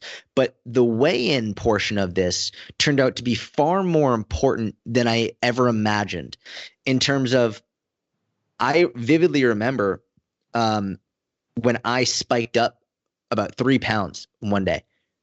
Just because like your weight will fluctuate, but also because I went to my buddy's wedding and I ate more than usual and I spiked up 3 pounds, and I got so many people being like, I got anxious for, like, there was so much fear around that spike. And I was like, watch this, just watch over the next couple of days, see what happens. People could not believe how quickly my weight came back down. They were bewildered by it. And they were like, if that was me, I would have binged. And I was like, and that's why people don't succeed with their diets, because they're judging and basing all of their progress off of the scale rather than their consistency. And this is where a lot of my ideas around use the scale as a tool and develop a good relationship with the scale. But instead of tracking and basing your progress based on the scale, track and base your progress based on your consistency, which is why I'm a huge fan of getting a calendar. If you hit your calories and you get your training in, red X on the calendar. If you don't hit your calories and you don't get your training in, black circle. At the end of the month, if you're at least 80% consistent, you will have seen progress. If you were 79% consistent or below, probably not that much, and you don't deserve to be upset if you didn't make progress. And let's say you were 84% consistent and you didn't make that much progress. Keep in mind, you did a B effort, right? It's like that was a B effort. That was not an A plus effort. So why would you assume you should have lost 4 pounds, average of 1 pound a week, when you only give a B effort? If you lost 1.5 pounds, 2 pounds, that's tremendous. And so that was a little bit off track, but for me, that was the Big Mac challenge was very much my way of helping improve people's relationship with food and showing them real time that you can incorporate these foods within your diet on a regular basis without having shame or guilt, and not only without losing progress, but also while continuing to make progress, is really where I think a lot of people were very happily surprised. Another interesting part of it was, I remember when I first started, I got a lot of messages from people being like, "Oh, that's gross. Can't believe you're eating McDonald's. That's disgusting." And after about the first week and a half, when I started to lose weight, the same people messaged me. And because I just scroll up, I could see that it was the same people. The same people who said, "Oh, that's gross," were like, "Oh, I sort of want McDonald's now," which goes to show you that this is really this like social conditioning, right? Where it's like, you're not supposed to like McDonald's because McDonald's is supposed to be bad for you, and it's supposedly not okay to like McDonald's. It's like it's delicious. They sell billions of burgers for a reason. Like it's good, right? It's like it's not like a gourmet burger, but you shouldn't feel bad about being like, you know what, I'm going to get a fucking McGriddle because it tastes really, really good. And it was very interesting for me to see how people started out saying that's gross, and then as soon as they realized that you could still make progress, they were like, oh, you know what? I sort of do like that. And then what came from that is people being able, whether they had McDonald's or not, being able to enjoy their favorite foods in moderation, truly in moderation. Because usually what will happen is people will have their favorite food and then say, well, I failed, and use that as a justification to quit altogether and binge. And then they go on that binge, whether it's for the rest of the weekend or for a full week or for a month or several years. Then they feel like they have to get back on track. They fully restrict. And this is how that binge purge cycle begins, where they're either all in or all out. And I just wanted to show people how to be able to be consistent without being all in or all out, being a little bit more moderate. Love it. I think moderation has been, if there is a thread that connects every episode of Iron Culture, it is moderation. And I think... Yes.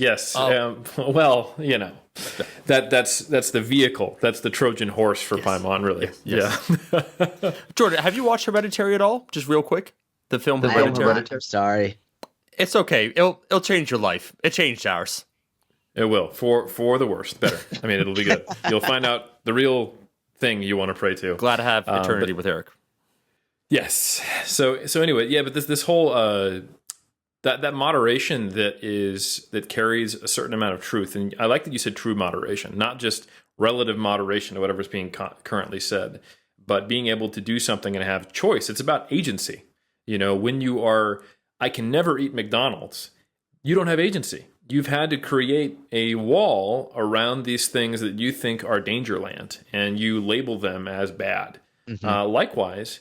You don't have agency when you're eating McDonald's all the time. And then like that sometimes 2-year binge, like you said, you're being controlled by hedonism. And it's not even something you really like. You like in the moment and then hate yourself afterwards.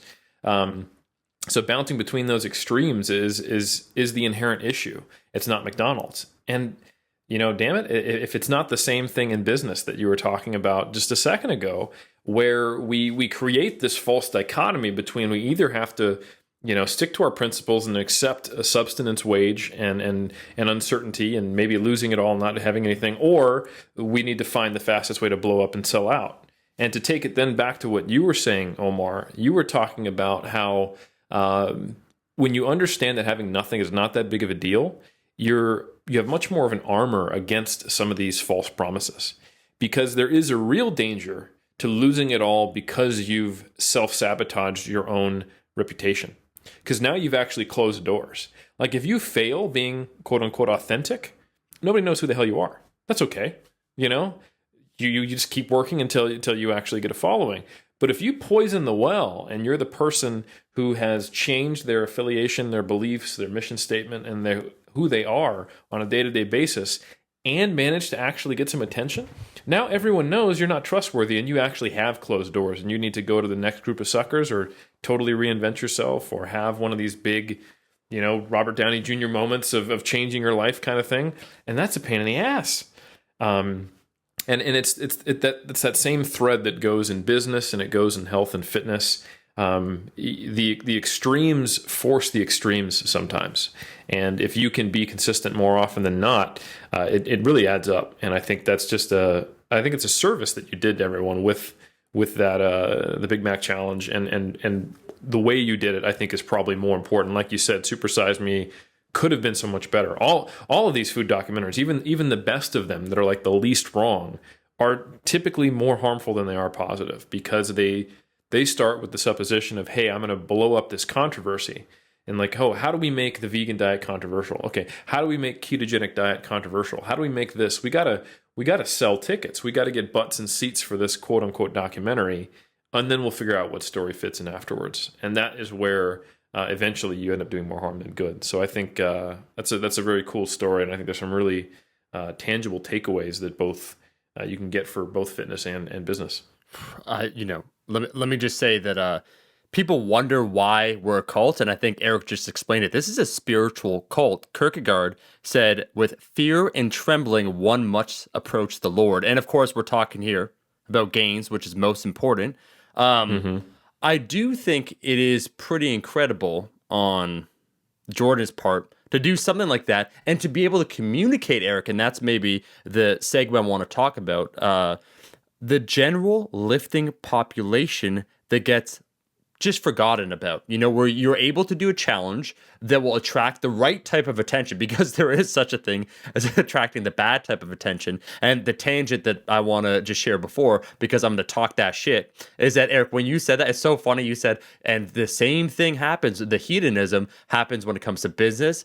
There's a reason why I feel Mike Chang of Six Pack Shortcuts, who was the figure, he was the face. So people don't understand this. He wasn't the owner. He may have been a small owner, but he was largely the face. And then because he received so much flack, he did exactly what you said, Eric, poisoned the well. Their views went from hundreds of thousands via advertisements to 50,000, 20,000, 10,000. So he pieced out. He had a spiritual crisis. He left. He basically went on this journey where now he's kind of a guru, like a guru in the wilderness, where he's now given all of it up, and now he's just preaching all this, off-center things, because he went on a faux journey, spiritual fulfillment attempt to cleanse himself, kind of like if anyone watched Mad Men at the end, Don Draper, where he goes basically to this retreat and he experiences all the many wrongs he's done in his past. He has this superficial revelation that allows him to be comfortable and still exist within his typical paradigm. You've avoided all that, and I think what you've done is what they want to do, where you're able to communicate, Jordan, with the average person, because, I'm passionate, just like you are. Like, as you said, it's like, I'm going to coach powerlifters. I'm like, hell yeah, bro.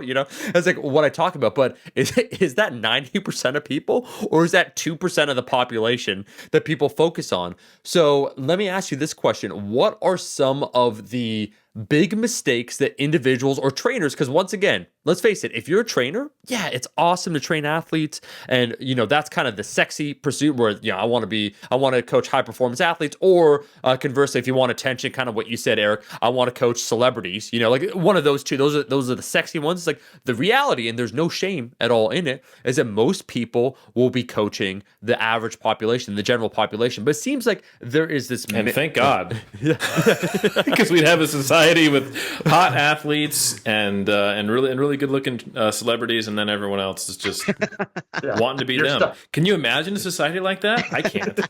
No, it'd be impossible. Yeah. So what are some of the main takeaways to communicate in a voice that they hear you in? That's the million billion mastermind question right there, is like, how do you actually communicate with people, right? That is oh man, I need to think about that before I just jump into a random dialogue. I think the thing that has allowed me to best communicate with that population is I've coached that population for years. Like, I've coached thousands of them, just thousands upon thousands. And then even among the people I haven't coached, I've written to them and for them and communicated with them. I mean, even if you listen to my podcast, I actually don't really bring experts onto my podcast. I actually do interviews with people who are struggling with binge eating, and people who are struggling with disordered eating, people who are struggling with consistency in the gym. And they talk for the vast majority of the podcast. They speak for, 30 to 45 minutes. And then I give my advice in 2 cents, and we have a communication after that. But the vast majority of my day for many, many, many years is made up of communicating with these people and hearing what they're struggling with, hearing what they're really trying to learn, not only what they're saying, but try to get them to say what they don't want to say, what they're ashamed to say, and to really get them to open up. because this is not an easy discussion for a lot of people to have. So I think the more that I heard more people talk about it and the more that I learned what people were actually struggling with, the better I was able to communicate with them. And for me, one of the best comments I can receive on a post or a video is, I feel like you were speaking directly to me. And I think that's what, like, I would way rather people say, I feel like you were speaking directly to me than say you're so real. Because when they're saying you're so real, they're saying that they enjoyed the way I portrayed myself. When they're saying, I feel like you were speaking directly to me, that's their way of saying, this really helped me. And this was very much resonated with me. And that's how I know I'm doing my job. So, and I literally didn't give any practical advice other than to just say coach more people and to work with more people. I think that's really the number one thing, which is unfortunately not the sexy answer, not the fast answer. I think a lot of people are like, well, the most common question is, what books did you read in order to be able to communicate with people better? And I have those suggestions and I'm happy to give them, but none of them are as important as actually coaching people, which is just like, in this day and age, no one really wants to coach anybody. They just want to make money saying they coach people. It's like, if you really want to communicate better with people about fitness and coaching, then you should really fucking coach people.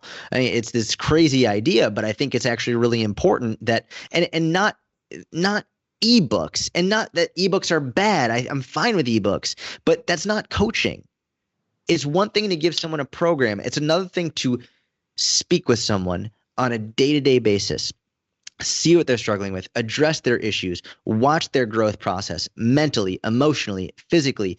When you can watch that growth process and you can facilitate that growth process and not tell them what to do, but empower them to do what they know is right and to learn that process themselves, then you'll better be able to communicate with people. And I think that the only reason that I'll tell you this, I've had the idea to do the Big Mac Challenge or to do a challenge like that for years.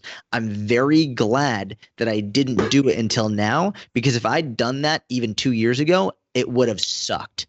It would have been way worse, because the amount of experience that I've gained over these years and learning more about behavioral psychology and human psychology and emotion and why people do certain things and the growth process, now I can actually frame that in a way that isn't just cool for people to watch, but actually is very, we'll call it sticky, right? It's very like, it hits home with them and it like sticks to their heart and they'll always remember it. There will always be something that like they can go back to. It will be an anchor in them that they can always be like, oh no, like, hold on, let me stop myself in the moment. I'm gonna have an emotional reaction. Let me make it more logical, because they were able to watch it and I was able to communicate it in a way that only is possible through coaching thousands of people.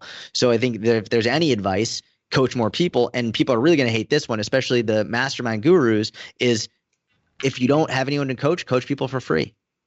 Like, it's really not that's how I started coaching, is coaching people for free. Like, if you really, really want to be a coach, and if you really, really want to help people, you will have zero issue coaching people for free. If you're like one of the people that's like, I don't want to devalue my service, it's like, fuck off. Like, you're in the wrong business. It's like, devalue your service. You consider helping someone for free devaluing your service? Get the fuck out of here. I love it. I love it. And I think, man, I don't want to add anything onto that, because I think it was really, really, really good. But I guess what I want to say is that I've seen a fair number of trainers who get experience, but they don't learn from it, because they're stuck in their own ego, their own perspective. And I will say that I think for a guy like you, Jordan, who's paying attention and is listening and trying to put yourself in the shoes of other people, I think the more experience, the better. But I think I'll use myself as an example, because I was an example of an egotistical trainer who didn't do that very well initially. It wasn't until I stopped trying to use myself as the vehicle for instruction for everyone else, understanding others through my own lens and view of the world, which started to become this resentful, judgmental perspective. Here's something I would never understand when people would be like, oh, you're so disciplined. And I'd be like, well, what do you mean disciplined? I've made a decision to become a competitive bodybuilder and powerlifter. My life revolves around that because I'm dedicated. You're not. What's wrong with you? And I couldn't really put all that together to realize that I was trying to treat every client I had like they were me. And when I started to get to the point where I realized, oh shit, I'm the weirdo. My favorite part of the day is getting to the point where I'm risking injury, you know, and I'm expecting other people to have that. Like, I'm trying to help people who have the diametrically opposed view of fitness. For them, it's like going to the dentist, and you're telling me I got to go to the dentist 3 times a week. Oh my God. And I'm like, I cannot wait to go to the dentist. I love that molar drill, you know? So, and I think that's true of so many trainers. You try to make a career out of your love for fitness, but your career is actually trying to help tons of people who hate fitness, or at least their conception of fitness as it's introduced to them, this self-flagellation for not being good enough. And then you're trying to apply that, and it's like trying to fit, you know, a circle through a square hole. It's just, it doesn't make any sense. And I didn't start to become a good trainer until I realized that I was the weirdo, and I started listening more, talking less, and not trying to make every single one of my athletes into a psychotic bodybuilder. Eventually I decided, you know what I should do? I should work with psychotic bodybuilders. And that was a good career shift for me. But there was a period where I went from being crappy trainer to good trainer to helping other trainers become good trainers. And that was largely only because my experience started to matter, and I had time in the trenches, meeting people where they were at, not where I thought they should be or where I was at. I think that's it's a very well articulated point. And one area that I know I struggled with that, and I see a lot of coaches struggling with that, is I see a lot of coaches getting angry at the idea of someone needing them for motivation. Yes. A lot of coaches say, my job isn't to motivate you. My job is just to tell you what to do, and you do it. And as I've gotten better as a coach, and keep in mind, I went through that phase as well, which was that was my time of being like, I'm super dedicated. Why the fuck aren't you super dedicated? When in reality is, the way I started to frame it and learn is, I can tell you by name who my favorite teachers in high school and professors in college were, based on the teachers who went above and beyond what the other teachers did. The teachers who spent more time with me, who came in early before school, who stayed after school, with the teachers who communicated with me far beyond what the guidelines of their job were. And those are the teachers who made me a better student, and who I will forever be grateful for, and who I'll tell my kids and my grandkids about. And the way that I frame it to coaches is, let's say you're right. Your job motivation isn't included.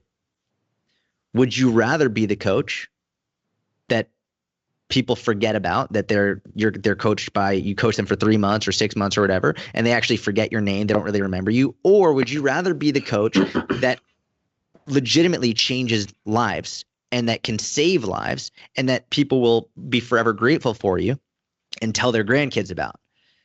If you get to choose which one you want to be, but the coach that decides motivation isn't a part of their coaching process will not be the coach that's remembered, and will not be the coach that people are very, very grateful for. It's just, it will not happen. And you really have to decide, what coach do you want to be? What is more important to you? And I won't say that there's one right or one wrong, but I will say that I know for me personally, I started to enjoy my job much more and became far less resentful of the people I was coaching when I realized that I wanted to be the coach that people remembered forever, and that I actually didn't just understand, but I actually valued my role as a motivator in order to get people to take action, to start seeing results, so that they could then motivate themselves.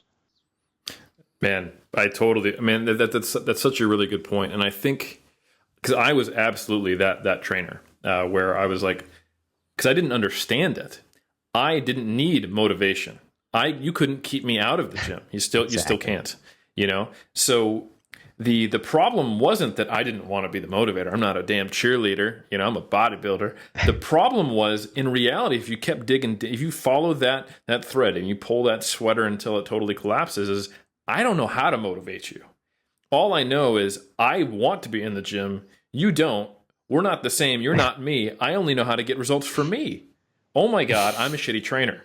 And I wasn't ready to have that realization, you know? So I think it goes back to, many trainers have to get to that point where they realize, this person does not love lifting weights. And I might be able to get them to love lifting weights, because maybe they have a different perception of, maybe if I can show them I'm passionate about it, why, and the things I love about it, and hook them the same way whatever hooked me, they will love it. And then they also have to open their minds to, and this is a big one for me, maybe it won't be weightlifting. Maybe it'll be soccer. Maybe it'll be swimming. Maybe it'll be CrossFit. Maybe it'll be some other form of weightlifting. But if you only have a hammer, the world has to be a nail. And you're smacking people all the time who are screws and other things that you wouldn't hammer. I can't think of good examples. I'm clearly not a handyman, but you get my damn point. And I think you're 100% right, is that those teachers, they weren't just cheerleaders, because we all had them. You know, Omar was nodding his head. I was nodding my head. They were people that exuded passion. And I think everyone experiences that, even though you might have passion for different things. But someone who is truly passionate about something cares. I will listen to someone tell me about agriculture. I don't care. You know, like, for example, my wife, she studies geology. She's into volcanology. I will find myself getting intrigued and interested in the way volcanoes work when she's talking to me. But I will never get on Wikipedia myself. But there's a slight chance I might in certain areas, you know, because she speaks to me with her passion. And if her goal was to actually recruit me into geology, that could be leveraged. It's not. She's just sharing something she's interested in, and I like it because she's passionate. But that's the type of thing that I think trainers don't realize, is that if they can translate their love for what they do and then figure out a way to get that person to find that same love, that can be something that can be translated. Instead of just going, I don't understand why you're not me, so I'm just mad. You know, which I think is where I was for a couple of years. Yeah. I'm not a freak because of what I do. You're the freak without the discipline. Let's be clear about this. Yes. Correct. I think it's interesting in a career choice where emotional intelligence would really help individuals that are not self-aware. And one of the things I'm going to say about Jordan, the missing ingredients that he didn't mention, I would say just about himself that makes him really good at what he does is he's sensitive in a very good way. Sensitive to others is what I'm talking about. In tune with himself. He's introspective and self-aware. That allows him to evaluate. And that's there in a person-to-person industry where you're talking with humans, not algorithms. It's incredibly important.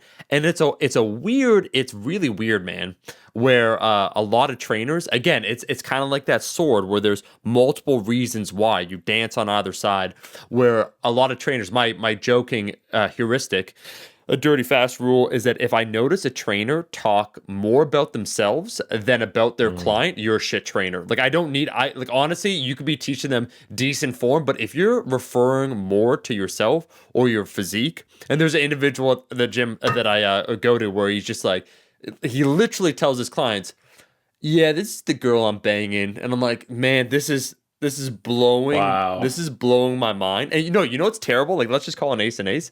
A lot of trainers, I think, because it's not a regulated industry, and they're not even sure like what I need to do to be good, right? And there's not that evaluation there because you're evaluated. And let's go, Eric. We already had Krieger kind of. I'm joking when I say he went anti-capitalist. He's a day trader, as you said, where he said that obesity is likely a consequence of capitalism. Is one of the things. Let's just say let's go even further that route. Well, I'm going to say it's a consequence where it's a purely profit-driven corporation or a purely profit-driven enterprise where trainers are by and large in big box gyms. And someone else can correct me, but based on my experiences that I've seen in Canada working in big box gyms, I worked for like 4 or 5 years, is that it's profit-driven. Trainers are evaluated by how well they sell. If you sell well, you're a good trainer. There was no evaluation whenever I was there in terms of the efficacy of my practice. Oh, Omar, like you did. I noticed on the floor that actually you're on your phone a little too. Like there's no actual evaluation in terms of the quality of training. It was, as you said, Eric, because it's an add-on service. Therefore, you want to maximize the amount of money. They would sit you down. Okay, so you brought in 20 clients this month. That's low. We don't like that. So what we're going to need you to do is approach more people off the floor. That's the extent of it right there, right? So maybe the last area I want to talk about with you, Jordan, because we damn did it, Eric. 2-hour podcast. What? Because the conversation's just Jordan's like, yeah, great. I want to go home. Please let me go home. You're stuck. Yeah. Hey, I just want to mention, fun fact too, that Eric, when he said he can't leave the gym, he's actually in the gym. And what's most impressive for those that can't see, he brought into the bathroom where he's recording his, once again, degrees and everything else. Like he's dedicated to iron culture where I actually just have a piece of cardboard with the picture of 3DMJ and my degrees that I carry around with me so that I'm always ready to podcast, whether I'm between squats, bench, deadlift, or whatever. That's like at the science fair, you have your little presentation. The character just packs it up wherever he goes and takes it with him. Yeah, the only time I miss podcasts is when I actually tear a muscle and I can't make it, or if I get into like, rhabdomyolysis. So Yeah, which is why thank goodness for deep fakes, because very soon we could just, put your head on someone else and you could talk and no one would know better. So even if you, hey, knock on not wood here, even if you get injured, you're still covered, my friend. knock on cardboard. So the question, Jordan, then for you, and I think there would be a lot of experiences learned working with people in the best way. And that's why I think, a shout out to Alan Thrall's channel, one of the reasons why I think his content's so crisp, besides being a very good content creator, is that he still works with people. He still works with clients on a very regular basis. So he's seeing squatting, deadlifting, benching, but he's also how to communicate with people so they understand what he's saying. And you do a really good job of that. So I want to ask you the question, what in your years of coaching, or maybe let's say in the last few years from working with the general population, what are some lessons or epiphanies that you've had? Oh man, what an open-ended question. I asked the big ones, buddy. We don't ask small questions here. So what are some epiphanies that I've had through working with people over the past few years? Yeah. Okay. I would say that as a coach, one of the things that I've noticed other coaches making a big mistake is a lot of coaches, they know the answer, right? For example, if someone's not losing fat, they know usually why. Usually the person that's struggling does too, in some sense. The wrong way to go about it as a coach is to just tell them the answer more often than not, especially nutrition-wise. Strength training-wise, different story. Their technique is off. You want to correct their technique. There is obviously, okay, listen, like, here's what you're doing well. Here's what needs to be improved. Let's do this, da-da-da. Especially when it comes to nutrition or just overall lifestyle change in general. I think one of the biggest mistakes that I used to make and that I've really learned about is understanding that my job isn't to just tell them what the answer is. My job as a coach is to help them come up with the answer on their own and help them really create a plan on their own that they can then follow and also adjust as needed. And these are really important, and you could call this motivational interviewing as sort of the tool that you use, the type of conversational tool that you can use to help lead them in the right direction, which really, when you think about it, being a great coach and being a great listener, which are oftentimes very intertwined, comes from being a great question asker, right? It's like usually coaches, and you could actually sort of go back to what you're saying, Omar, about how a coach who spends all their time talking about themselves, you know that they're like not that great of a coach. They're just spending the entire lesson talking about themselves rather than focusing on the client. When your clients are asking you a question or your clients are struggling and you just tell them what the answer is right away, usually, I mean, in a weird way, it might be done out of a way to just show them that you know exactly what the answer is. Like, well, let me just tell you, I know what the answer is. I know. But that doesn't mean it's the best coaching strategy, and it doesn't mean it's going to be the best way for them to adhere to the changes long term. And usually what I found, and we can see this in life in general, when someone says, hey, just do this, oftentimes our initial response is fuck off. Like, don't tell me what to do. Like, just as humans, the last thing we want to do is like, don't tell me what to do. It's like, don't tell me, like, I got it.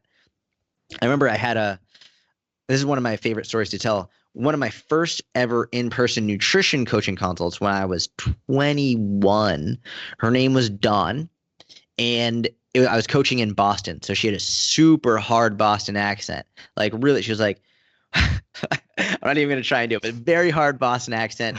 And she came in and she basically immediately she sat down. She was like, I'm not going to eat fucking vegetables. It was the very first thing she said, I'm not going to eat fucking vegetables. And I know a lot of coaches immediately would be like, well, then why are you here? Like, why even bother? And I remember my response, like, her husband was with her, which I was like, I wasn't a huge fan of that. Like, it felt like it had to be accompanied by. But basically, like, I was like, cool, you don't have to eat vegetables. And I will never forget her being like, what the fuck do you mean I don't have to eat vegetables? I was like, you don't have to eat vegetables. She was like, well, I want to lose weight. I was like, well, you don't have to eat vegetables. I was like, it might help you, but you don't have to. She was like, I remember her just being out of her mind shocked that I would say that. And so then we were talking, I was just asking her questions. And the question that I ended up asking, I was like, well, so tell me, you've tried this before, you've lost weight, gained it. What's your biggest struggle with nutrition, with dieting? She's like, I always get fucking hungry.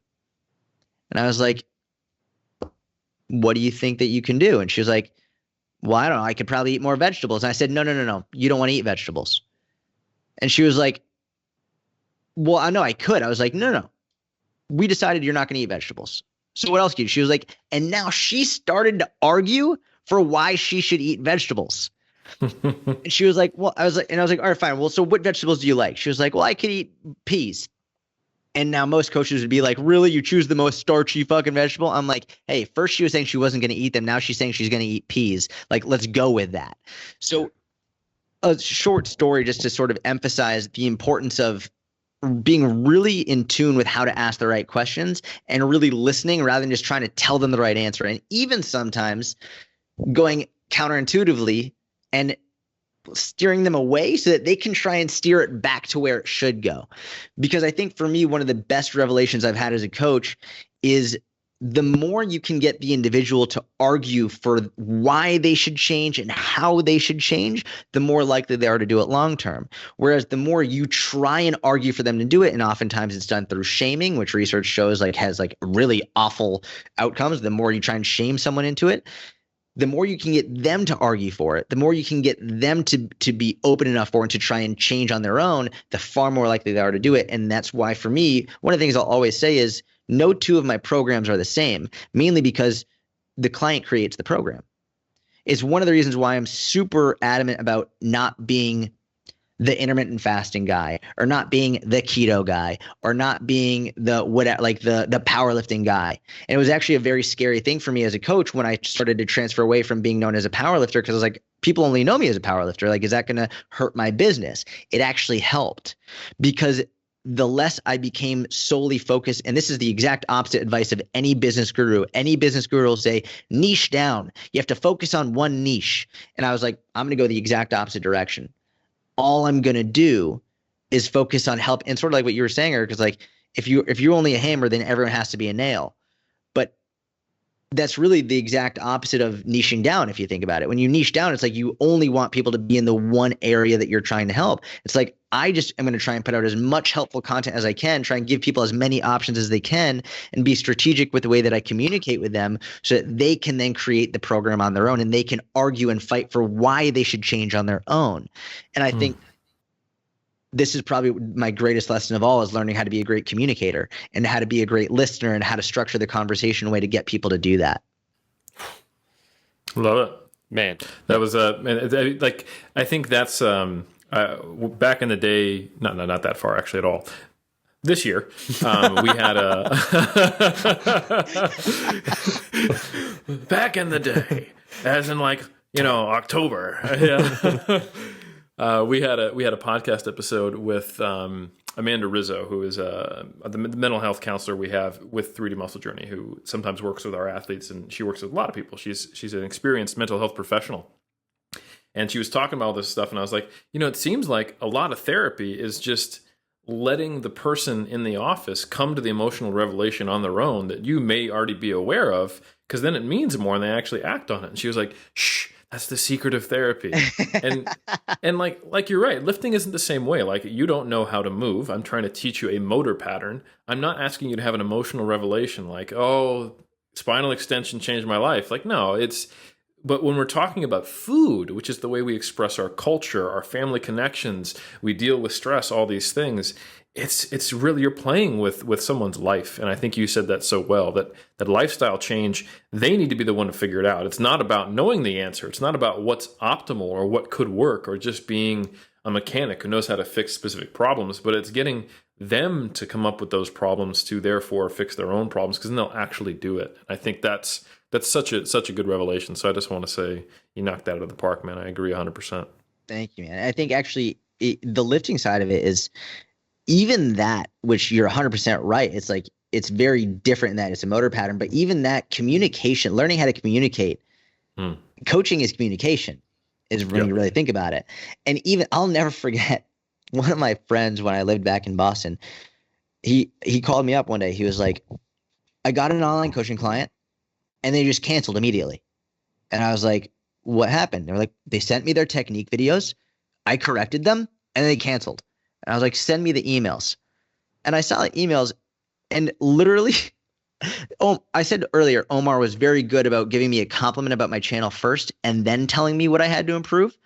He very easily could have just said what I sucked at and that was it. But by sort of buffering it with a nice communication style and being like, okay, like I understand it will be helpful if I sort of, with the bitterness, I'm going to put some honey on top of it just to make it a little bit sweeter. It's like he just went right into this person sent him videos of him bench pressing, and he was just like, he goes, wow, you need a lot of work. Nice.